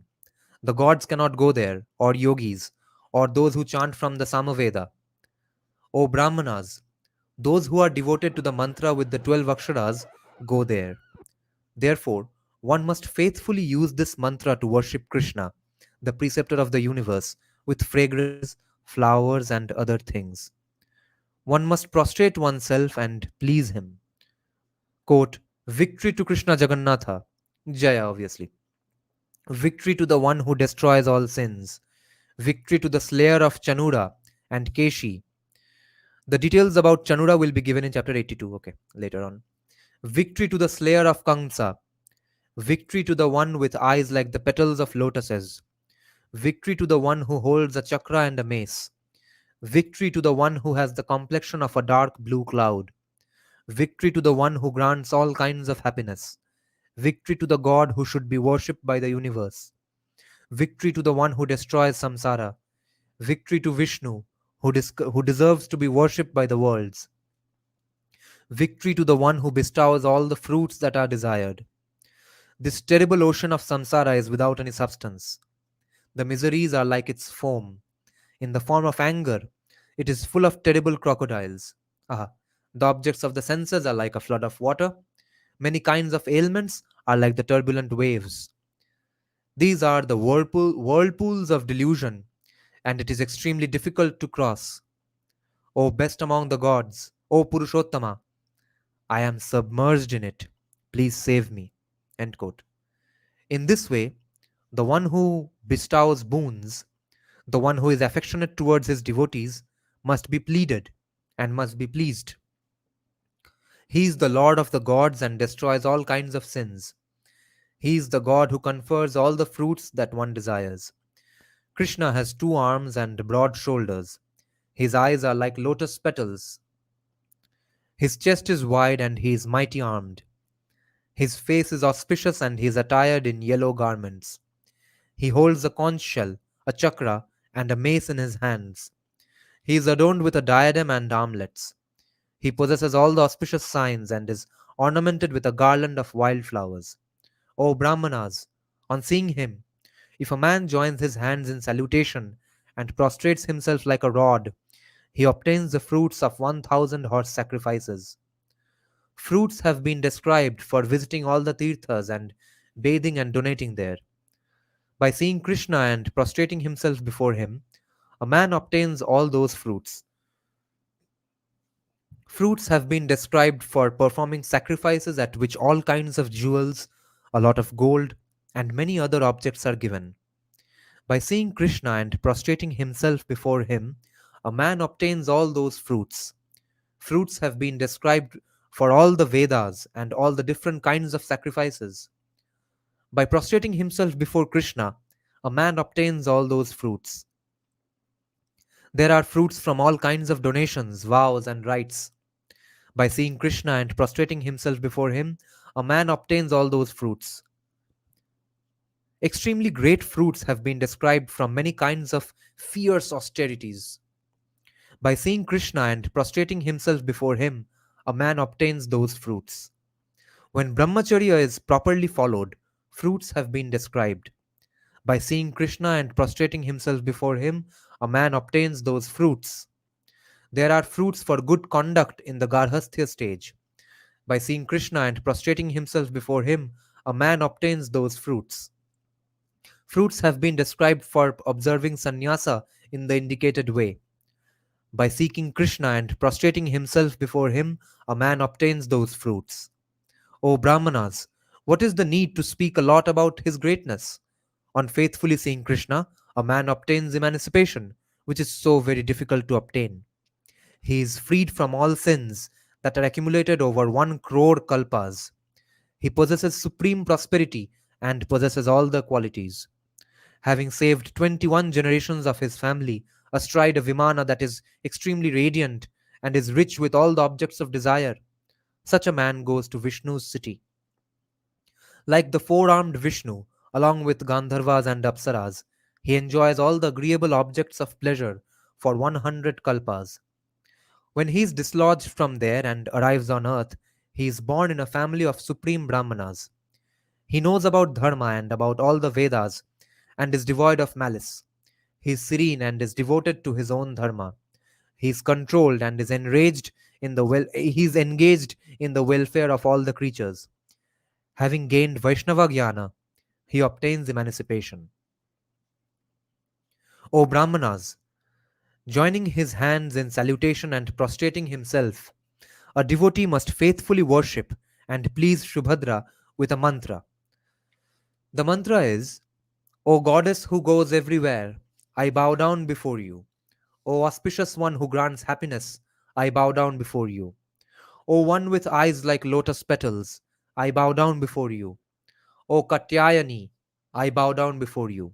End quote. For the welfare of the universe, the goddess who is the creator of the universe must be pleased in this way. Shubhadra, the auspicious one, is one who bestows boons. She is Baladeva's sister. On a Vimana that goes wherever one wills, having pleased her, a man goes to Vishnu's city. Until the deluge arrives, he sports there like a god. When he becomes a human on earth, he is a Brahmana who is learned about the Vedas. After being united with Hari, he certainly obtains emancipation. This is the end of this particular subchapter. Next subchapter is called Greatness of Narasimha. And we had a viewer whose surname is Narasimha. Is he here today? Let me just check some comments once again.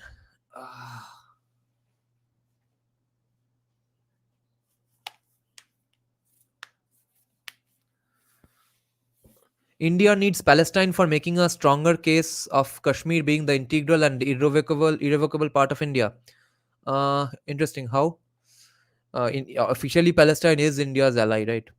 Israel is kind of useless when it comes to diplomatic support at international forums due to its war crimes accusations. It can only help backdoor dealings of arms, nothing more. Right. Democratize Muslim politics. Yeah. Oh, अभी भी तुम्हारा list चल रहा है. Anushka, nobody is anybody's friends. There are interests which coincide. You can always trust people to do what's best for them. बोलो और stamina नहीं बचा है. Jews know little to nothing to about know little to nothing about Hindus. Yeah, the only reason they want to align more with us is because both are against Islamists. Jews aren't really Hindus' friends. Yeah, They've only started to be nice since the last decade or so because of trade and counter cooperation. They can't barely distinguish swastika from Nazi hack and cruise. Yeah, actually, Rajiv Malhotra is doing some good work on this sector. He is actually creating a NRI and NRI Hindu and Jew alliance, NRI Hindu and Native American alliance. That is very important, at least in terms of getting to change the conversation in USA. In that case, उसने बोला अभी honeymoon continue करो. Okay, how's my fellow Aryan brothers doing? Modernized Muslim will be worse because then you have cemented the Arab identity while giving them material success. Yeah, ultimately Yogi Adityanath prime minister बनना and then for उसके बाद से ऐसा ही वही standard बन जाना law and order का कि कुछ भी हो तुम्हारा, तुम मॉडर्नाइज हो नहीं हो, पत्थर मारना चाहो दिमाग में, मॉस्क में जाओ, मदरसा में जाओ, जहीं पे भी कहीं पे भी जाओ, कानून तोड़ोगे तुम्हारा घर तोड़ दिया जाएगा, कानून तोड़ोगे तुम्हारा एनकाउंटर होगा. इससे सिंपल सोल्यूशन क्या है? इतना डिस्कोर्स का जरूरत ही नहीं है योगी आदित्यनाथ के गवर्नमेंट में, है ना. उसको थोड़ा फ्रीबीज कमाना कमाना पड़ेगा, कम करना पड़ेगा. That is the only thing. But वो लॉ लॉ आइन सर्वोपरि, कानून सर्वोपरि, वो वैसे सोचने से ही आधा प्रॉब्लम हमारा सॉल्व हो जाता. मगर नहीं तो भाई हमारा वकफ बोर्ड बंद करो, हमको गन्स खरीदने दो और आसान तरीके से, और सोशियोलॉजी डिफंड करो, इंग्लिश लिटरेचर डिफंड करो. इंग्लिश लिटरेचर के सिलेबस में बाइबल पढ़ाया जाता है क्योंकि the English language has been basically born out of the Bible. तो हमारे यहाँ सब लोग बाइबल पढ़ते हैं मगर इंडियन स्क्रिप्ट, हिंदू स्क्रिप्चर किसी को पता नहीं है. Like last day I was talking about a friend of mine, a very woke friend of mine. I know her since I was in no, when she was in class 3 and I was in class 5 or 6. Yeah. So she was saying that what is this Artha Shastra, where I think seem to think I think I have heard the name somewhere, that kind of thing.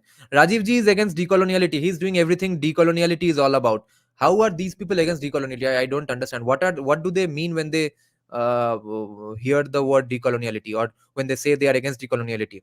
They think decoloniality is exactly the same as critical race theory. But in our case, decoloniality is a critical theory of religion, and he is observing the world through critical theory of religion.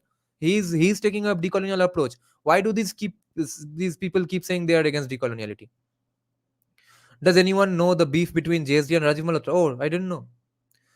Hold the back part of your head firmly and pull up. Vertebrae will pop.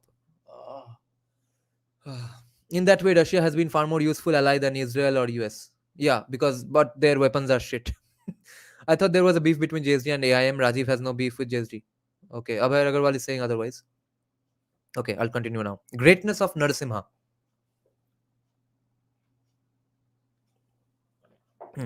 These are nice, interesting, fun discussions in the middle of the night. And I like this close knit sort of a group of people doing conversations in the live stream. This is why I have no problem with my videos and my channel having low subscribers. It's not really low subscribers; it's a pretty good number. But my videos not going viral and all. It's fair enough. It's my side project. It's a side hobby, just to propagate as much as I can for dharma. और उसमें भी इतना अच्छा discussion होने को मिलता है, इतना अच्छा सीखने को मिलता है इतने लोगों से. It's great, and I do get to put out my voice somewhere more useful than Facebook statuses. So it's a pretty good thing going on. Greatness of Narasimha. Brahma said, quote, having seen and prostrated oneself before Bala, Krishna and Subhadra, one certainly obtains dharma, artha, kama, and moksha. Having accomplished his objective, a man can emerge from divinity's temple. He must control himself and depart only after he has bowed down to the temple. He should go to the spot where Vishnu's image, Murti, made out of lapis lazuli, is hidden, covered in the sand, which we had discussed in last day's Brahma Puran live stream. Bowing down at the spot where the god vanished, he then goes to Vishnu's city, which is Puri. Okay, all this while, when they were saying Vishnu's city meant Puri. I did not know that. Lol. All the gods are in him. He is the one who killed supreme asuras. O Brahmanas, he is there in the form of an image that is half a lion. Narasimha is Vishnu's man-lion avatara. There is a Narasimha temple in Puri, believed to have been constructed by Indradyumna, and we are learning of them in the Brahma Puran. So imagine how old those temples are. Wow. If a mortal person sees the god Narasimha and faithfully prostrates himself before him, there is no doubt that he is freed from all sins. Men on earth who are devoted to Narasimha do not suffer from the fruits of any of their bad deeds. Instead, they obtain what they wished for. Making all efforts, one must seek refuge with Narasimha so that he bestows the fruits of Dharma, Artha, Kama, and Moksha. The sages who were listening to Brahma, the sages said, quote, O God, you have spoken about Narasimha's greatness and that he confers happiness, which is so very difficult to obtain on earth. We are greatly surprised at this. O Lord of the universe, we wish to hear in detail about the God's powers. We have great curiosity. Please tell us. How can the extremely strong Narasimha be pleased? How does he do good deeds towards his devotees? O God, we bow down to you. Please tell us. How does one become successful in pleasing Narasimha? O great grandfather, please show us your favors and tell us that. Brahma replied, quote, O Brahmanas, I will tell you about his powers. Listen. He cannot be vanquished and he is immeasurable. He is the one who bestows objects of pleasure and emancipation. O Brahmanas, who is capable of speaking about all his qualities? Half of his body is like that of a lion. I will tell you briefly. It has been heard that gods and humans obtain siddhis through his favors. Siddhis means powers, specifically, yoga leads to 8 major siddhis or powers.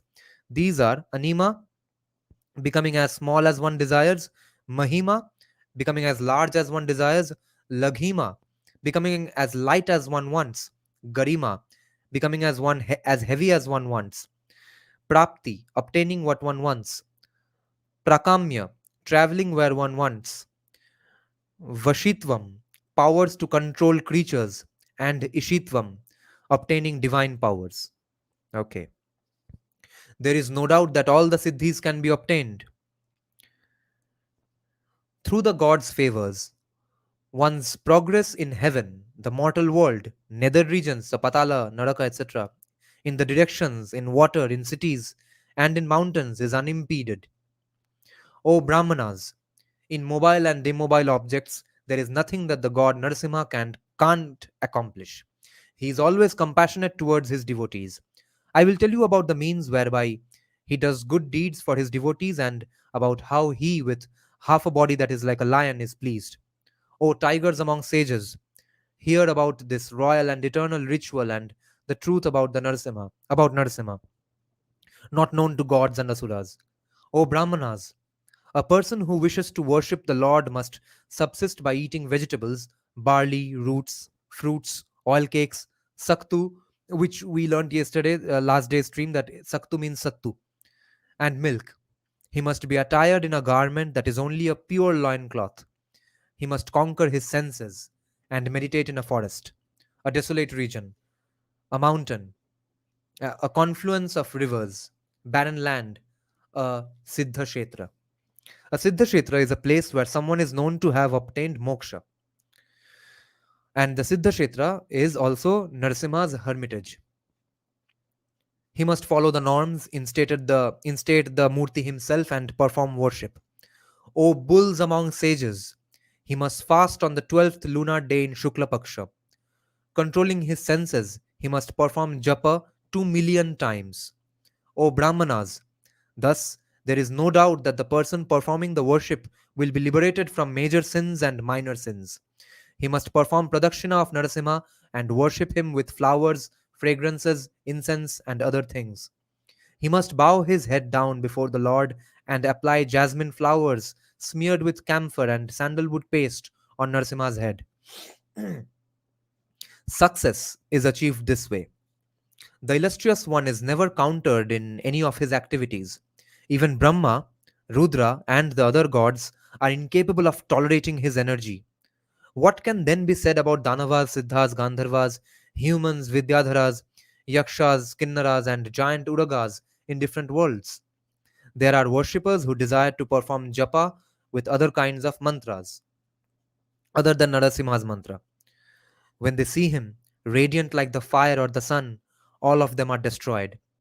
When japa is performed properly, the kavacha, the amulet over which japa is performed, that constantly provides happiness. When japa is performed twice, the kavacha becomes divine and protects from gods and danavas. Gandharvas, Kinnaras, Yakshas, Vidyadharas, giant Uragas, Bhutas, Pishachas, Rakshasas, and others cannot cause impediments. When japa is performed thrice, the kavacha becomes divine and gods and asuras cannot penetrate it. O supreme among Brahmanas, the illustrious and immensely strong god Narasimha protects the devotee with a distance of 12 yojanas. After this, the devotee must go near the mouth of a cave, or a hole or burrow, and fast there for 3 nights. Using wood from a palasha tree, he must ignite the illustrious fire god. As kindling, he must use palasha wood that has been soaked thrice in honey. O tigers among Brahmanas, the devotee must utter Vashatkara 200 times. At this, the entry to the mouth of the cave will become instantly visible. Without any hesitation, the learned person must enter the hole, taking the kavacha with him. As he advances, his difficulties, darkness, and confusion will be destroyed. An extremely broad royal road will be seen, with bees buzzing along the way. O Brahmanas, remembering Narasimha, he will enter the nether regions, the Patala Naraka. Having gone there, he must perform japa for the undecaying Narasimha. O Brahmanas, thousands of women playing veenas in their hands will emerge from the city and speak words of welcome. They will hold this lord of devotees by the hand and make him enter. O supreme among Brahmanas, they will make him drink a divine elixir. As soon as he drinks this, he will become extremely strong with a divine body. Until the deluge arrives, he will sport with those maidens there. When he assumes a different body, there is no doubt that he will merge into Vasudeva. If the idea of residing there does not appeal to him, he can emerge again. O best among sages, O Lord among devotees, O Lord among devotees will always have with him a piece of cloth.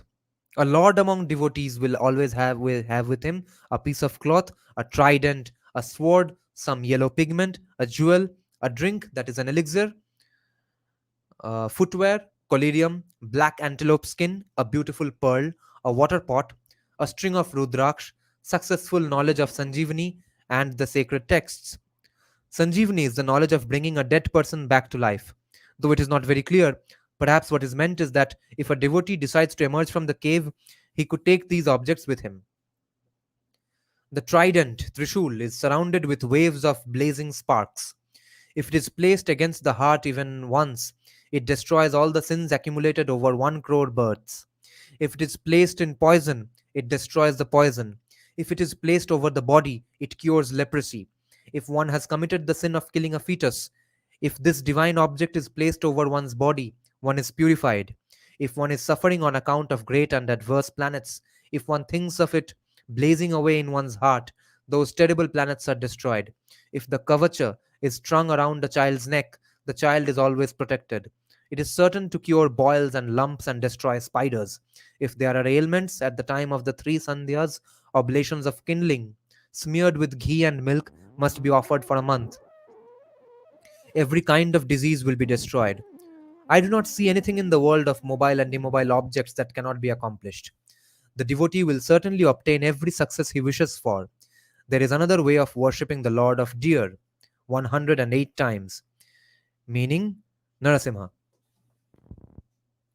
The devotee must take 7 bits of clay from termite hills, cremation grounds, and crossroads. Mixing this with red sandalwood paste and milk, he will make a lump. Using this, he will make a lion's image that is 6 finger lengths in size. A person who knows the mantra will then tie it in a leaf from a birch tree or bhurjapatra and smear it with yellow ointment, hanging it around Narsimha's neck. He will next perform worship in a water body, performing japa with the mantra innumerable times. If one controls one's senses and performs the japa only for a week, in an instant, the entire earth will be covered with water. Alternatively, Narasimha can be worshipped on the top of a dry tree. If one performs the japa 108 times, all showers can be stopped. An excellent devotee can place the image inside a cage and whirl it around. There is no doubt that a giant storm will instantly rise. If one performs the japa 7 times, that can quickly be countered with water. Or the devotee can dig up the ground near someone's door and place the image inside it, the murti. The person's entire gotra will be destroyed. As soon as the image is taken out, the murti is taken out, there will be peace. O tigers among sages! Therefore, the king of deer must always be faithfully worshipped. He is immensely valiant and confers all the fruits one wishes for. A Brahmana, a Kshatriya, a Vaishya, a Shudra, or Antyaja who worships him is freed from all sins and goes to Puri, Vishnu's world. If a person devotedly worships the best among the gods, who has assumed the form of a lion, he is freed from all inauspicious miseries that have been accumulated in 1 crore births.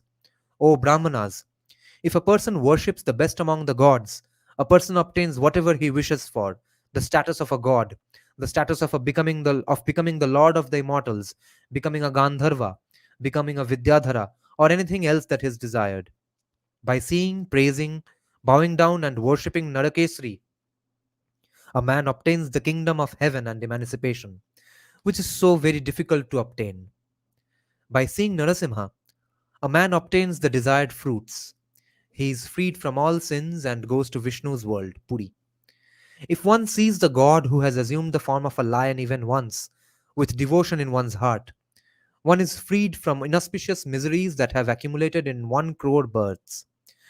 If a man remembers him, meaning Narasimha, he is freed from all calamities, in battle, in hardships, in impenetrable places, when suffering from thieves or tigers in desolate places, when there is threat to life from poison, fire, or water, when one is oppressed by kings or oceans, and when there are ailments or the planets are adverse. He is like the rising sun that dispels darkness, except that he is greater. As soon as one sees him, all calamities are destroyed. When Narasimha is pleased, one obtains a pearl, a gutika, alternatively a magic pill, and a collyrium and footwear that conveys a person to the patala or naraka, or anything else one desires. When a man worships Narakeshari with some desire in his mind, there is no doubt that he obtains everything that he wishes for. When one sees the god, who is the lord of all the gods, and prostrating oneself faithfully worships him, the fruits that are obtained are 10 times the fruits from 10 horse sacrifices. So, worshipping Narasimha is like doing 10 Ashwamedha sacrifices. The devotee is freed from all sins and becomes ornamented with all the qualities. Such a man becomes prosperous, with all the objects of desire, and is freed from old age and death. Praised by the Apsaras, he goes to Vishnu's world astride a golden Vimana that has garlands made out of nets of bells.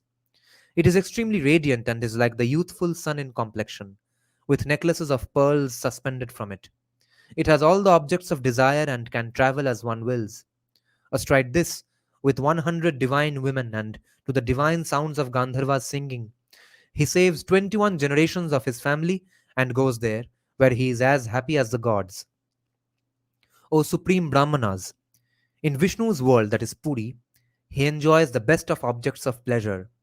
With excellent Gandharvas and Apsaras, he assumes a four-armed form that brings delight to the mind and enjoys happiness till the deluge arrives.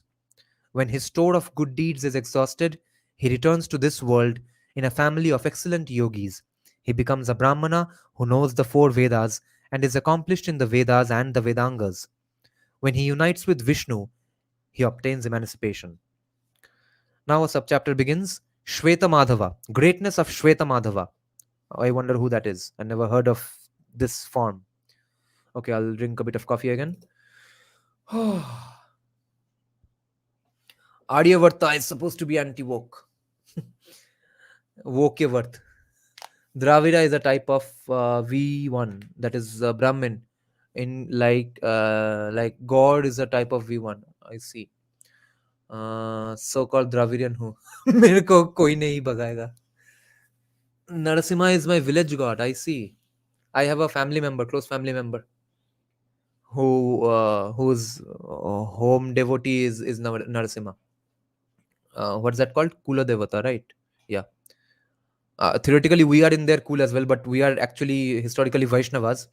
But of course, I never saw any puja in my home. But my one side from my grandmother's side, one of her sisters does Narsimha puja. I am as Draverian as Sonia Gandhi is Indian.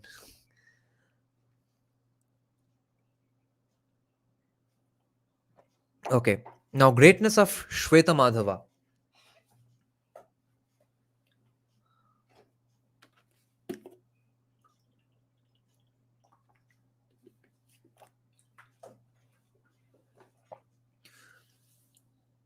Token के रूप में एक Dravidian चाहिए inclusivity and diversity के लिए तुम भी चलो dude complete the story of woke your woke हाइनो दीदी yeah no she's 3 years younger than me so yeah she's very woke. She has done some diploma in some woke studies, etc.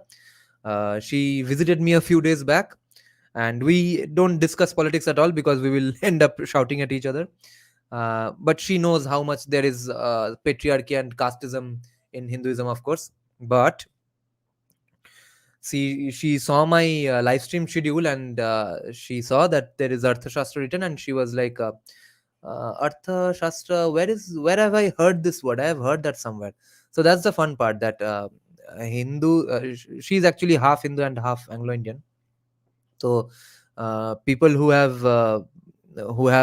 know all these things, that how bad Hinduism is, they don't know all the awesome parts of Hinduism. And that's extremely sad and unfortunate and unfair. अब complain करके क्या करें, अब हमको ही बताना है लोगों को. I don't do the अर्थशास्त्र live stream. I really want to see. There's my अर्थशास्त्र right below the Manusmriti, because अर्थशास्त्र is extremely tough to follow even for a live stream. Maybe I'll try it once again after I'm done with the Brahma Purans. Then I'll do the history of Indian philosophy. Then I'll maybe do अर्थशास्त्र, because एक continued flow में होने से better होता है. नहीं तो follow करना और भी मुश्किल हो जाता है. But अर्थशास्त्र is written in a very complex way. It's written 2300 years back, no? तो उसका ट्रांसलेशन करने में ही बहुत प्रॉब्लम हुआ. फिर भी ये तो थर्ड ट्रांसलेशन है, तो उसमें भी कैजुअली पढ़ नहीं सकते. और वो किसी को मतलब खुद पढ़ना तो तब भी पॉसिबल है, किसी को पढ़ के बताना is a little more complex. In Avarana also wasn't the village deity of the protagonist Narasimha Dev. I see. Hijab is liberating, but bike पे helmet नहीं पहनेंगे. Yeah, just like pagdi. Pagdi is going to save head injury. Avarna. Oh, Avarna. I see. They know everything about Hinduism, yet don't know the names of scriptures. It's almost as if they do mostly strawman argument. Yeah, she has studied in JU. So okay. Greatness of Shweta Madhava. Brahma said, Vasudeva is known as Ananta. On seeing him and faithfully prostrating himself before him, a man is freed from all sins and obtains the supreme destination. I have worshipped him, and Shakra has worshipped him after that. He has been worshipped by Vibhishana and Rama. Which man will not want to worship him? After bathing in Shweta Ganga, if a man sees Shweta Madhava and Matsya Madhava, he goes to Shweta Deepa. Shweta Ganga pond is to the west of Jagannatha temple, and right next to this pond are the temples to Shweta Madhava and Matsya Madhava. So that place is called Shweta Dvipa. The sages said, quote, you should tell us in detail about the greatness of Shweta Madhava. You should tell us in detail about Hari Jagannath's instatement there, in that supreme and sacred Tirtha that is famous on the surface of the earth. In ancient times, how was the divinity Shweta Madhava established? Brahma replied, quote, O Brahmanas, in Krita Yuga there was a powerful king named Shweta. He was intelligent, brave, and knowledgeable about Dharma. He did not waver from the truth and was firm in his vows. In his kingdom, men lived for 10,000 years.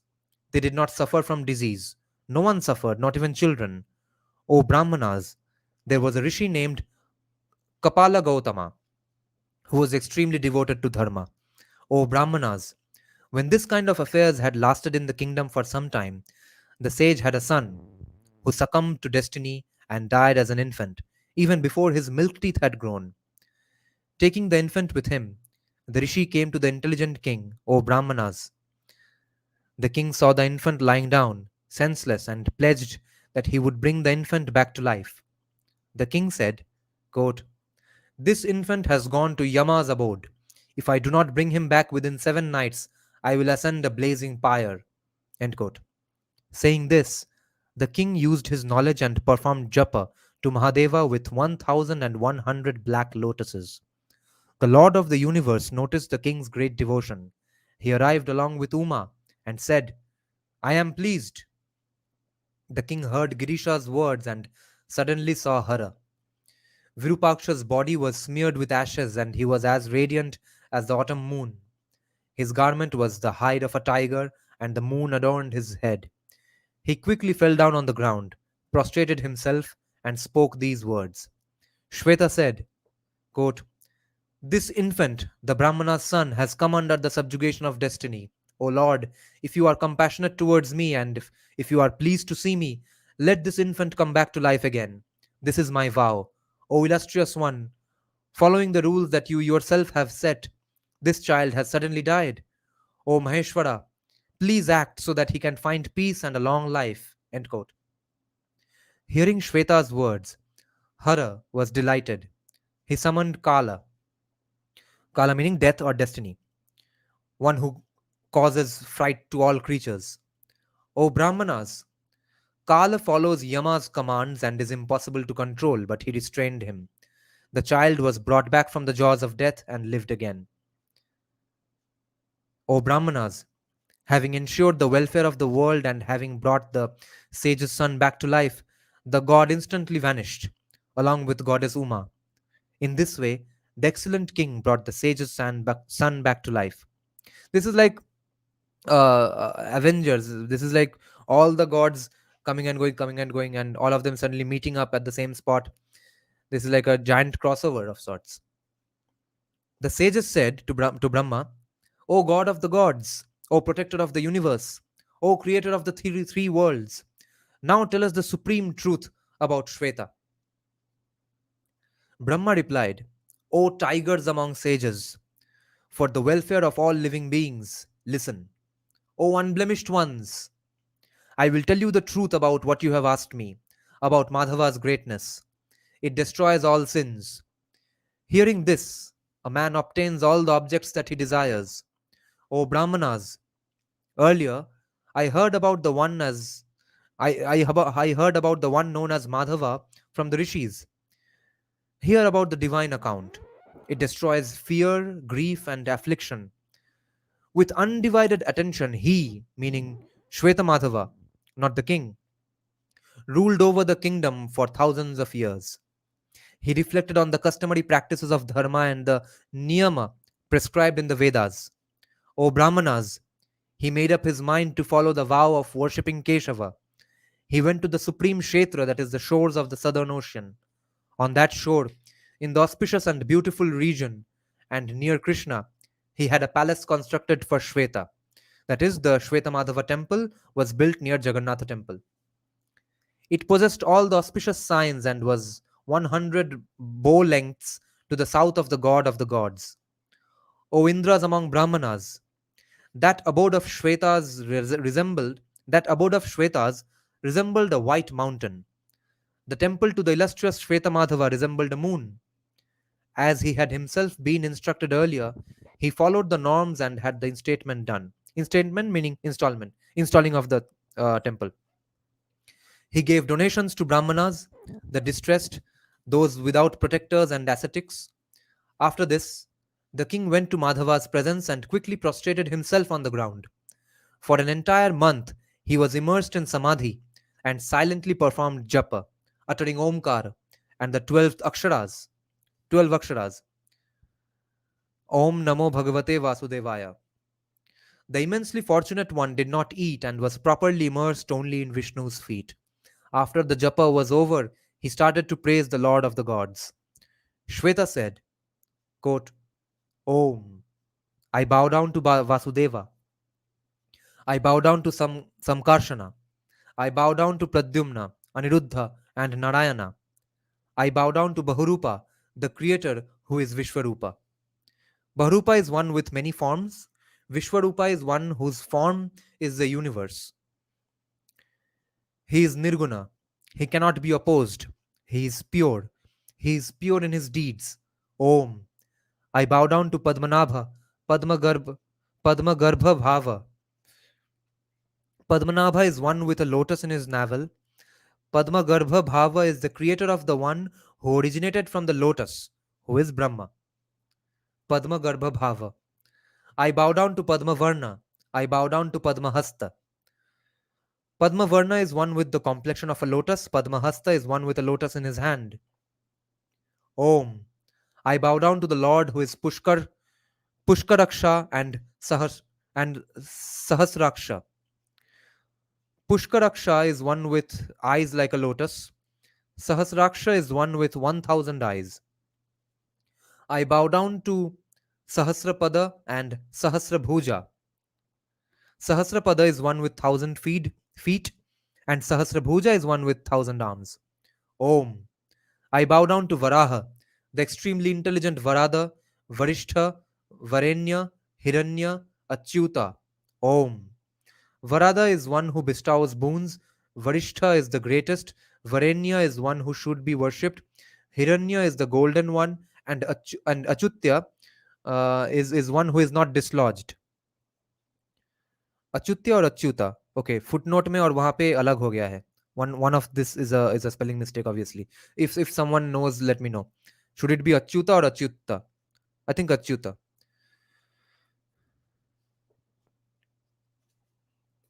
om I bow down to balarupa balapadma prabha balarka somanetra the intelligent munjakesha okay balarupa is one with the form of a child okay bala this is not bal this is not strength so Balarupa, Balapadma Prabha, Balarka Somanetra. Balarupa is one with the form of a child. Balapadma Prabha is one who has the radiance of a tender lotus.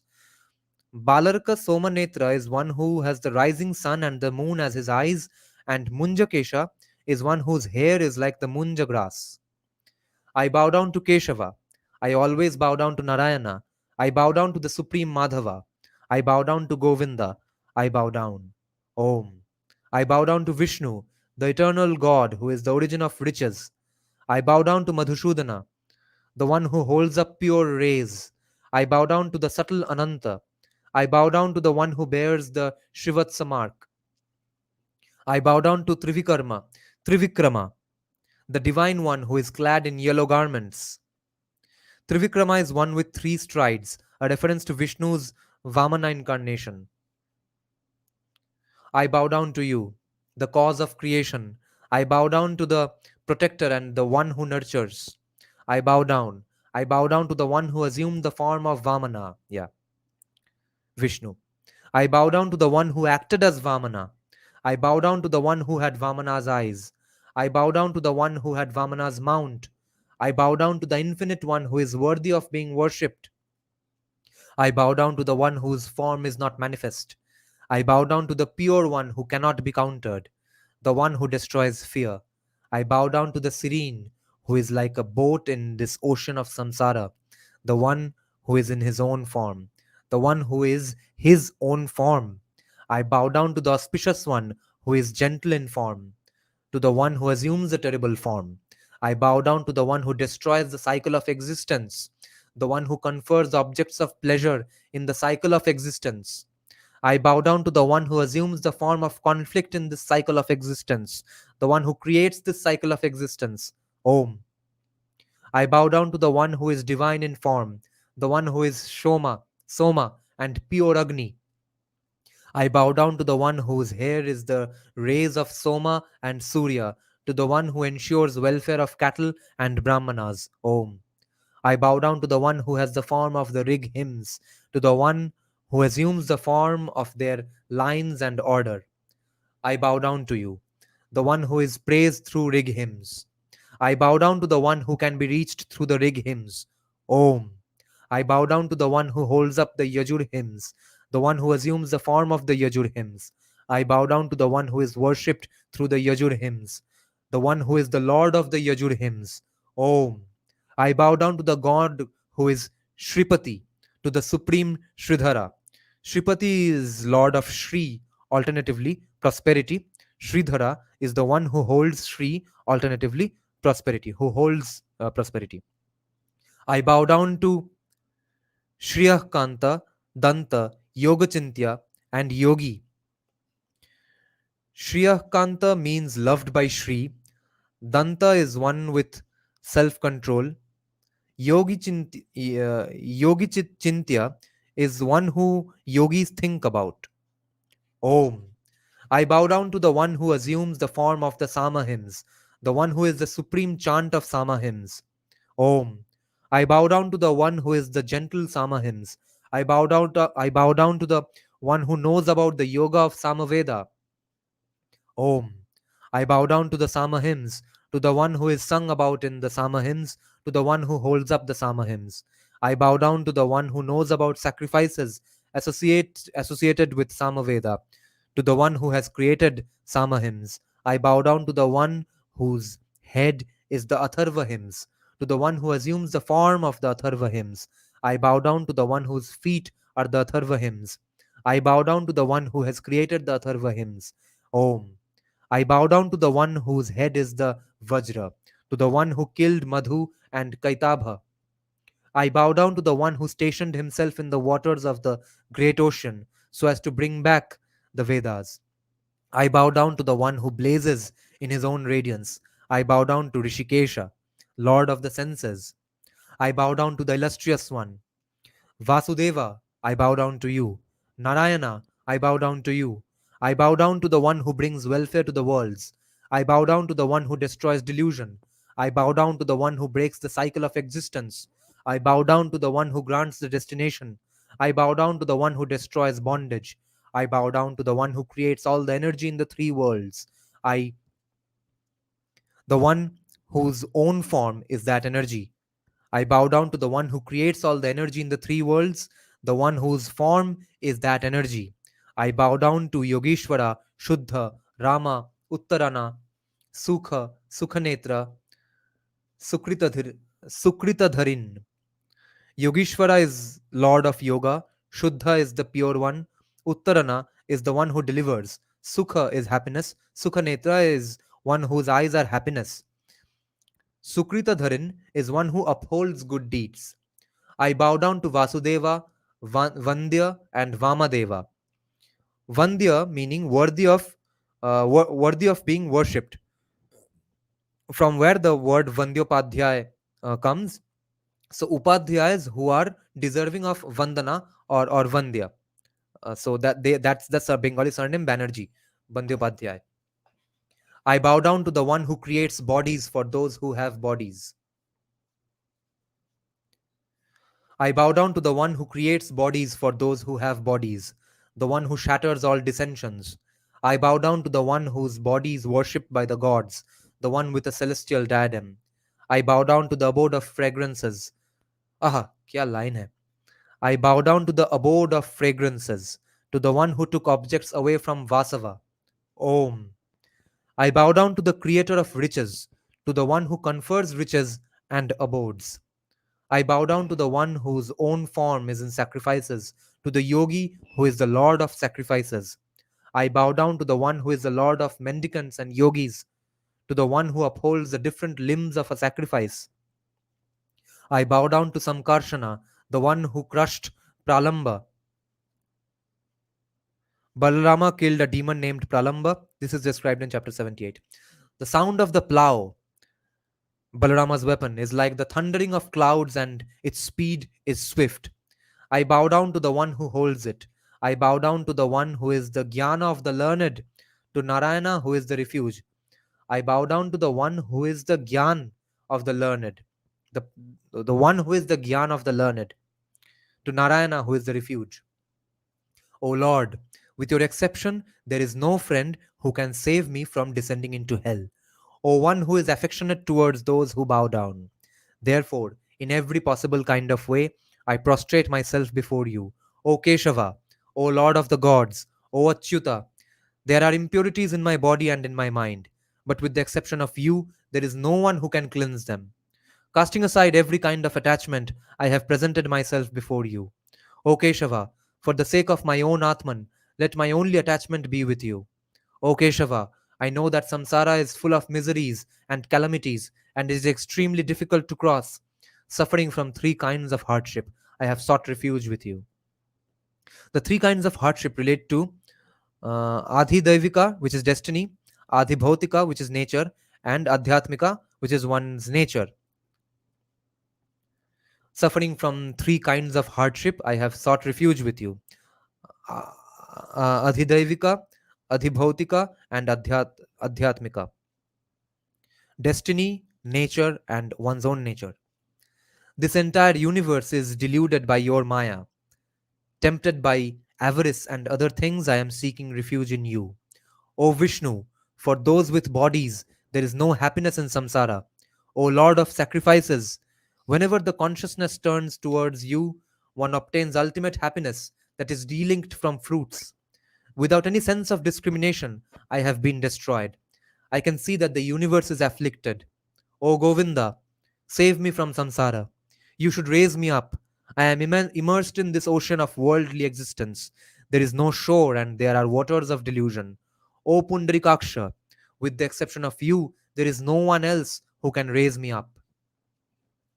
Brahma continued, quote, O Brahmanas, in that supreme, divine, and famous Kshetra of Purushottama, he was thus praised by King Shweta. The preceptor of the gods, the god of the gods, thought about his devotion. Surrounded by all the gods, Hari arrived in front of the king. His complexion was like that of dark blue clouds. His large eyes were like the petals of lotuses. He held the handsome Sudarshana chakra with a blazing disc on the tip of his hand. The immensely radiant Panchajanya was in his left hand, resplendent as the water from the ocean of milk or the sparkling moon. Panchajanya is Vishnu's or Krishna's conch shell or Shankha. The king of the birds, Garuda, was on his standard, his scepter, his stick, and the handsome one held a mace, Gada, and the Shanga bow, a sword, and the chakra. He said, quote, O king, this is praiseworthy and your intentions are excellent. O unblemished one, O fortunate one, I am pleased with you. What is the boon that you wish for? He heard the words of God of the gods, and they were superior to Amrita. He prostrated his heads in devotion, and his mind was flooded with joy. Shweta said, quote, O illustrious one, please grant me the excellent boon that I shall be in Vishnu's undecaying abode, who is above everything else, starting with Brahma's abode and including everything else. It is sparkling and is devoid of dust. It is pure and devoid of the attachments of samsara.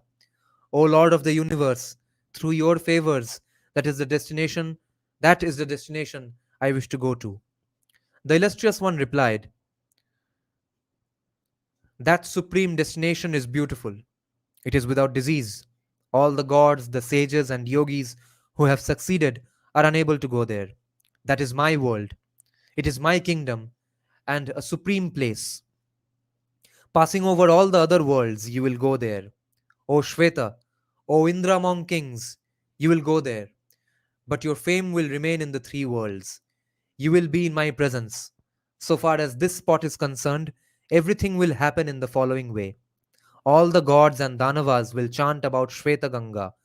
O Indra among kings, if my devotees control themselves and touch the water of Shweta Ganga with the tip of a blade of kusha grass, they will go to heaven. This image, this murti, is as radiant as the moon and will be known as Shweta Madhava. It has the complexion of cow's milk and a conch shell and destroys all sins. The eyes are like the petals of lotus flowers. If a devotee visits it even once and devotedly prostrates himself, he will pass over all other worlds and obtain greatness in my world.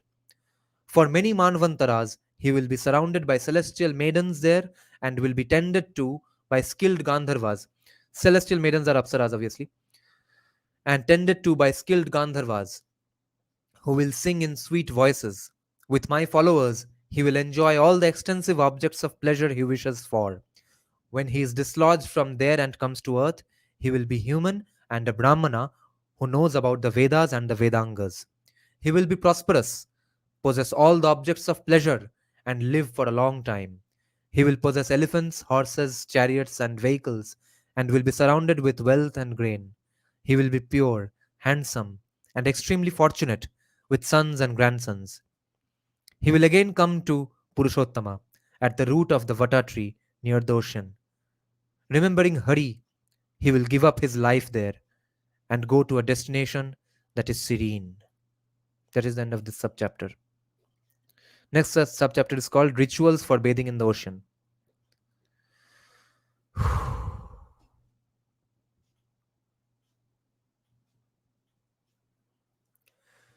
Let me check some comments once again.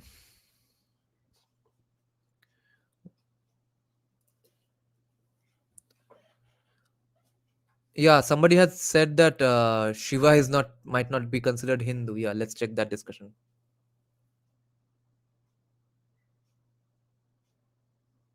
Harsha या ये किसी ने कुशल मेहरा का podcast देखा क्या 72 हुडे वाला कोई summary दे सकता है क्या या I watched about half of it. The director is very articulate, very clear cut in his thinking, very humble sounding. um, I don't think I'll watch the movie, but the director actually kind of convinced me, and actually not enough to watch it, but at least he gave me a better impression of the movie. He is very great in his thinking, that much I can say. These Dew professors know more than thousands of Shaivite Maharshis over thousands of years. Lord Shiva is not Hindu, then are his son's wife Nandi all not Hindu? Liberal logic. In the end, only one thing that they will define as Hindu is Brahmanical patriarchal caste system. ब्रह्म पुराण पे video game बनाओ कोई, इसका game universe कितना dope होगा. Exactly. Anushka बाकी religion वाले boycott कर देंगे गेम का. Dravidian cancer has entered DU. One of our professors was telling us that Lord Shiva is not Hindu. Yeah. That Rudra is the original Vedic god, and Shiva is the pre-Vedic, pre-Aryan regional god. अरे वही तो Hinduism है. He is included in that. They consider only post Purana as Hinduism. Dravidians claim that Shiva was some tribal chieftain in the south, yeah, but it has been already established that Proto Shiva were Rudra being mentioned around Kailash Parvat, yeah. Dravidian का claim exactly ठीक नहीं है, क्योंकि if at all there was something, this is my opinion, that if there might have been something of a pre-Vedic deity who was later included as Rudra, if at all that is the case, then even that Lord Shiva had basically united the entire country, because exactly same description wala person was being worshipped in Kedarnath, Tripura, and South India. So even if Aryan invasion happened, neither does Hinduism lose any arguments. Neither do Hindus deserve any less rights. Neither does Dravidianism get any extra brownie points. That is the hilarious part. ये Sanskritisation बोल के सिर्फ एक चक्कर चला के रखा है, but it doesn't mean anything. What I'm saying is that there might be a tribal god is said to be same as Shiva, no different names of Shiva. Yeah, I believe that might be the case, क्योंकि वैदिक religion तो waste से थोड़ा आया तो इधर definitely it originated somewhere. No, it's not like entire India में अचानक से एक ही दिन में वैदिक रिलीजन साइमल्टेनियसली फॉर्म हो गया ना. कहीं पे किसी ने सोचा, कुछ लोगों ने मिलके बहुत दिनों से सोचा और वो प्रोपगेट होते गया. तो प्रोपगेट होके जब तक यहाँ आया उसके पहले से ही शिवलिंगा हो गया था. Shivalingas are seen from as far back as 200 BC. It is definitely very old. Yeah and Somnath in Gujarat, yes. Let me just stand up and stretch once more.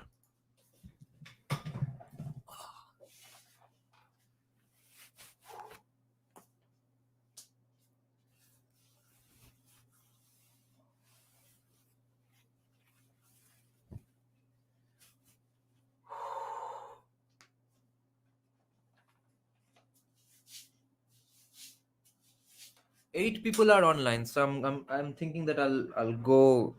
I'll do a little more. जब तक है जान, जब तक है जान, जब तक है जान. After Ukraine, Haryana, Punjab is my second ancestral homeland. Yes. Okay.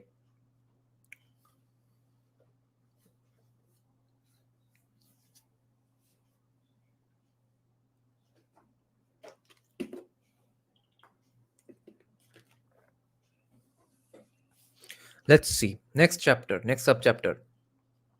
Rituals for bathing in the ocean. अच्छा. वो श्वेता माधवा के वो अराउंड उसके अराउंड मतलब पुरी के आसपास जो ओशन है वहां पे समुद्र में. Brahma said, quote, after seeing Shweta Madhava, one should go to Matsya Madhava, which is nearby.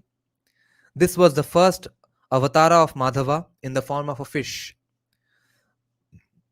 The Vedas had then gone down to Rasatala, and everything was submerged in a single mass of water. In those earlier times, thinking about raising the Vedas up and establishing the earth in its proper place, he had assumed the form of Rohita fish. Vishnu's first avatara was fish, Matsyalmina. Rohita is a fish with a reddish tinge, hence the name Rohita, red. It belongs to the carp family, Labeo Rohita, and is popularly known as Rohu. Okay, in Bengali we call it Rui Mach. Yeah, Rui fish, Rohu.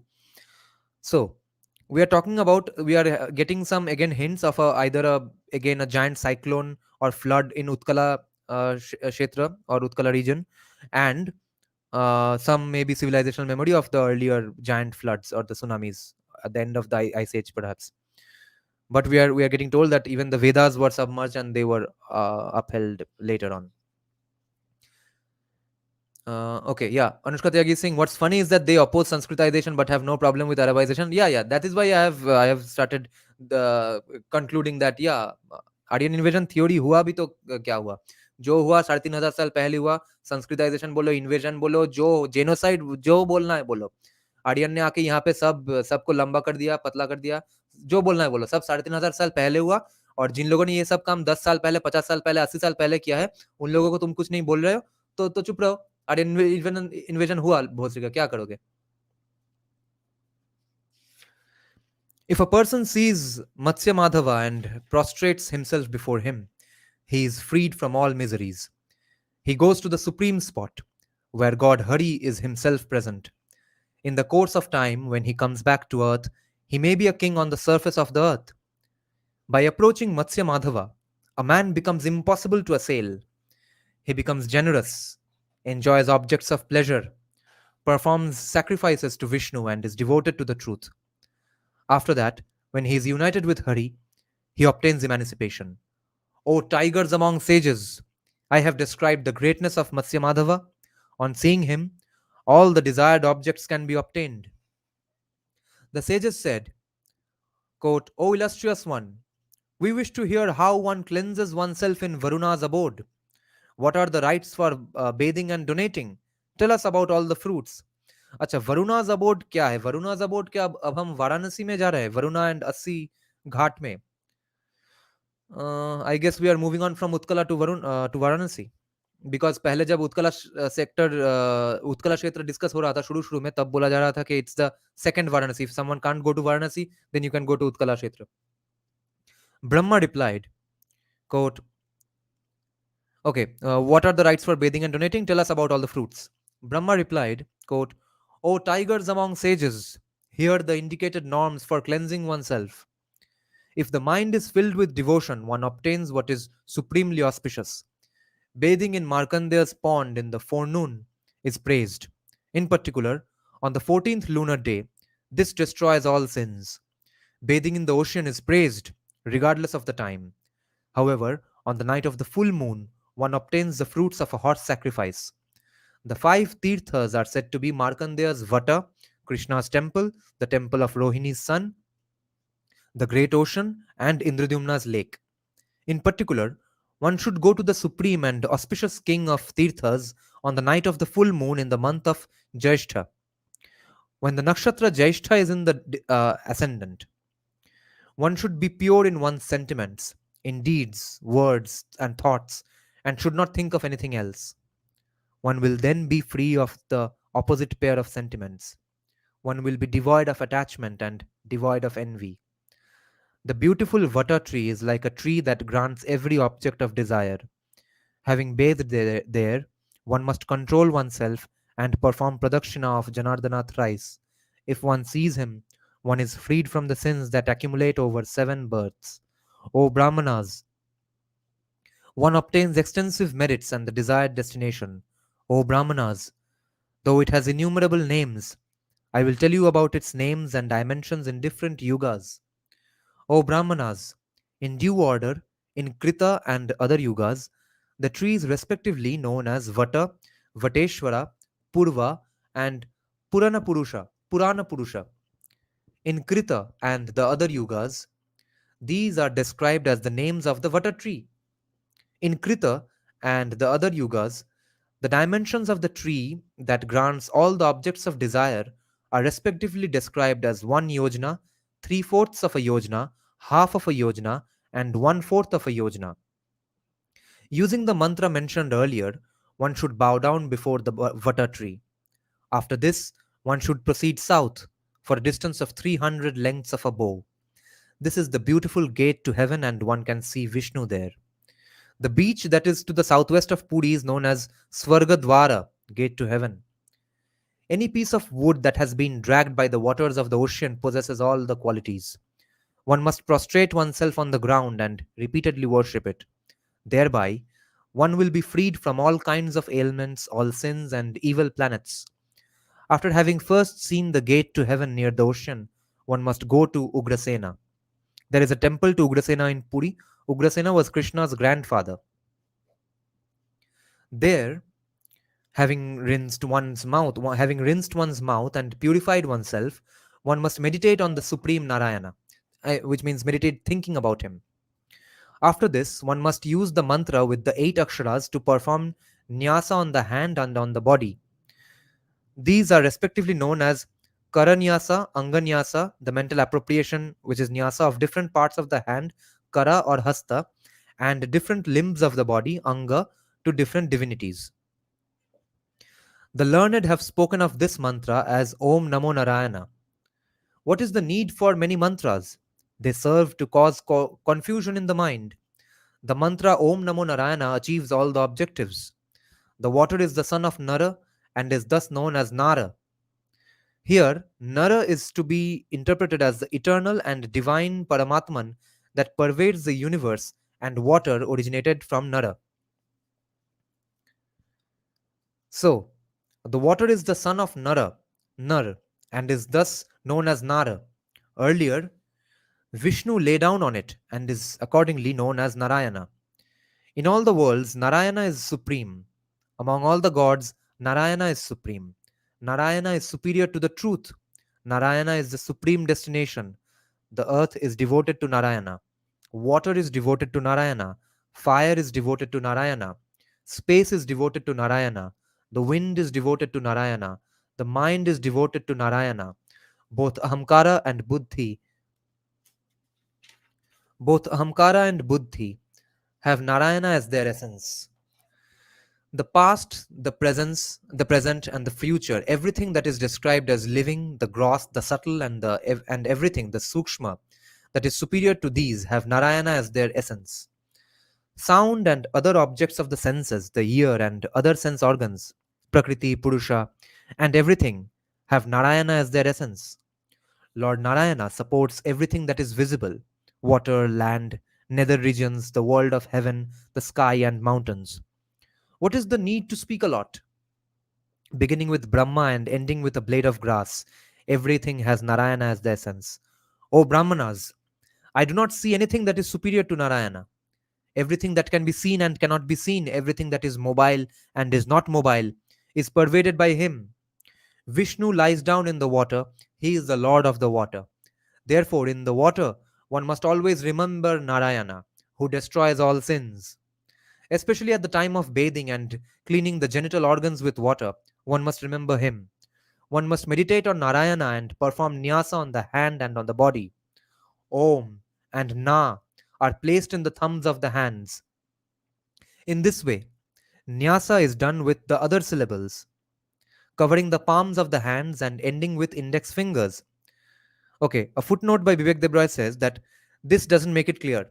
The mantra in question is Om Namo Narayana with 8 aksharas. Normally, not the way it is stated in the text. Nyasa starts with the index finger of the right hand and ends with the index finger of the left hand, accounting for 8 aksharas. Oh, yeah, so like this and stuff. Alternatively, the mantra Om Namo Bhagavate Vasudevaya with 12 aksharas is used. In this case, the last 4 aksharas are for the joints of the thumbs. Okay.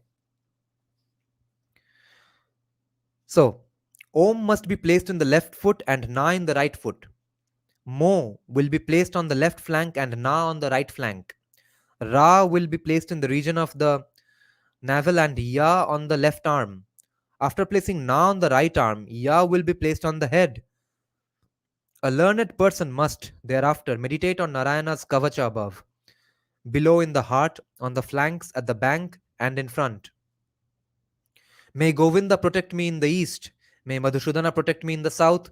May Sridhara protect me in the west. May God Keshava protect me in the north. May Vishnu protect me in the southeast. May the undecaying Madhava protect me in the southwest. May Rishikesha protect me in the northwest. May Vamana protect me in the northeast. May Varaha protect me on the ground. May Trivikrama protect me from above. Okay, this is the mantra. Let me just check out if this stands out as a geographical allegory as well, right? Check this out. Let me just mark this first. So, may, yeah, may Govinda protect me in the east. In the eastern regions of India, Govinda is mostly worshipped. May Madhusudana protect me in the south. May Sridhara protect me in the west.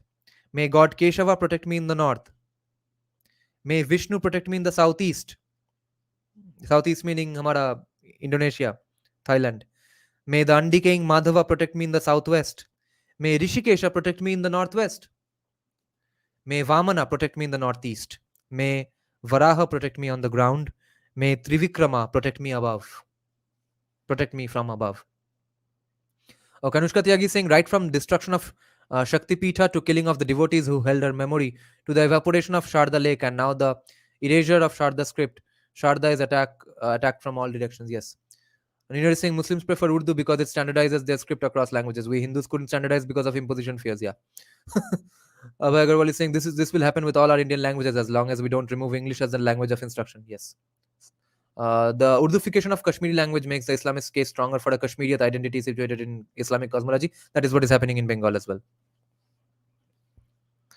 After having created the kavacha in this way, one must think about one's Atman. Quote, I am God Narayana, who holds the conch shell, the chakra, and the mace. End quote. Having meditated on the Atman in this way, he must utter the following mantra. Quote, O Lord of bipeds, people with 2 legs, you are Agni. You are the one who provides them with semen. You are the one who ignites desire. You are the supreme among all creatures. You are the undecaying Lord of all those with life. You are the Arani, that is the source of Amrita. You are the origin of the gods. You are the Lord of the waters. O King of all the Tirthas, I bow down before you. Take away all my sins. End quote. Having uttered this in the proper way, one must then take a bath. O best among Brahmanas, if this has not been done, taking a bath is not praised. Having uttered this mantra to the divinity, performed ablutions and cleansed oneself, one must stand in the water and use the Aghamarshana mantra to perform japa thrice. Literally, Aghamarshana means the cleansing of sins. The Aghamarshana mantra sukta is often recited before taking a bath. Though it occurs in various texts, the usual citation is the Rig Veda or the Taittiriya Aranyaka of Krishna Yajurveda. O Brahmanas, the performance of a horse sacrifice destroys all sins. Like that, uttered here, the Aghamarshana Sukta destroys all sins. At the time of the 2 sandhyas, wearing clean and washed upper and lower garments, one should perform pranayama and achamana and worship Bhaskara. Standing, one must raise up one's hand and tender an offering of flowers and water. As one raises up one's arms towards the image of Bhaskara, one must perform japa with the divine and purifying Gayatri mantra 108 times. The text uses the word linga. Because of the pradakshina mentioned later, clearly a Surya image has been fashioned. Controlling oneself, one must remain there, performing japa with other mantras to Surya. Having performed pradakshina and bowed down to Surya, one should sit down, facing the east and study. Tarpana. Tarpana is an act that brings pleasure. For example, for gods, sacrifices are also tarpana. Specifically for ancestors, tarpan is the performance of water rites. Tarpana must be performed for gods, rishis, and humans. A person who knows the mantras must control himself and, following the norms, use water mixed with sesamam to perform tarpana for the ancestors, mentioning their names and gotras. A Brahmana must control himself and first perform tarpan for the gods. It is only after this that he obtains the right to perform tarpan for the ancestors. Acha. Must control himself and first perform tarpan for the gods. It is only after this that he obtains the right to perform tarpan for the ancestors. At the time of Shraddha, when a ball of rice is offered, this must be done with one hand. Tarpan must be done with both hands. This is the eternal norm. Having stated the name and the gotra, one must join the left hand and the right hand and say, "May you be satisfied." Because of being distracted, if the tarpan to the ancestors is performed while the sesamam seed is still on one's body, it is as if the tarpan to the ancestors have been performed with skin, flesh, blood, and bones. Tarpan to the gods or the ancestors must not be performed with the sesamum seed sticking to one's limbs. The water is then mixed with blood, and a person who does this becomes a sinner. O tigers among sages, if the offering is placed on the ground or rendered when the person offering it is standing in the water, it is useless and brings benefit to nobody. If a man stands on the ground and offers water to the ancestors in the water, such offered water does not reach the ancestors and is useless. One must never stand in the water and offer water to the ancestors. I see. He must climb out of the water and perform tarpan with water in a pure spot. The water must not be offered in the water or in a vessel. It must not be offered when a person is angry or with only one hand. Unless one is standing on the ground, the offered water does not reach them. O Brahmanas, I have given the ancestors the earth as their eternal abode. Therefore, if one wishes to please the ancestors, this is where offerings to them have to be made. They were born on the surface of the earth. They were established on earth. When they died, it is into the earth that they merged. Therefore, the water must be offered on the ground. Kusha grass must be placed on the ground, the gods and the ancestors invoked with their own respective mantras. For the gods, the tips of the blades of the grass must face east. For the ancestors, they may face the south. Okay, great. This is the end of this subchapter. And next day we will start with a subchapter called Rituals of Worship. This was a great live stream today, guys. Let me check some comments again. I think we need to get back Neelam Valley. Neelam Valley kahan pe hai? I think it's too late, I guess. We need to take Pakistan and send Pakistanis to Saudi. Saudi se nikal dega Pakistaniyon ko. Rakhega hi nahi. By the way, taro chips with chili powder is amazing. What is that? Pakistanis can migrate off to West and China. We'll take their land. Yeah, that is good. Okay then, good night guys. Listen to my outro Kali Stotram and then go to sleep. Good night. Thanks for joining the live stream.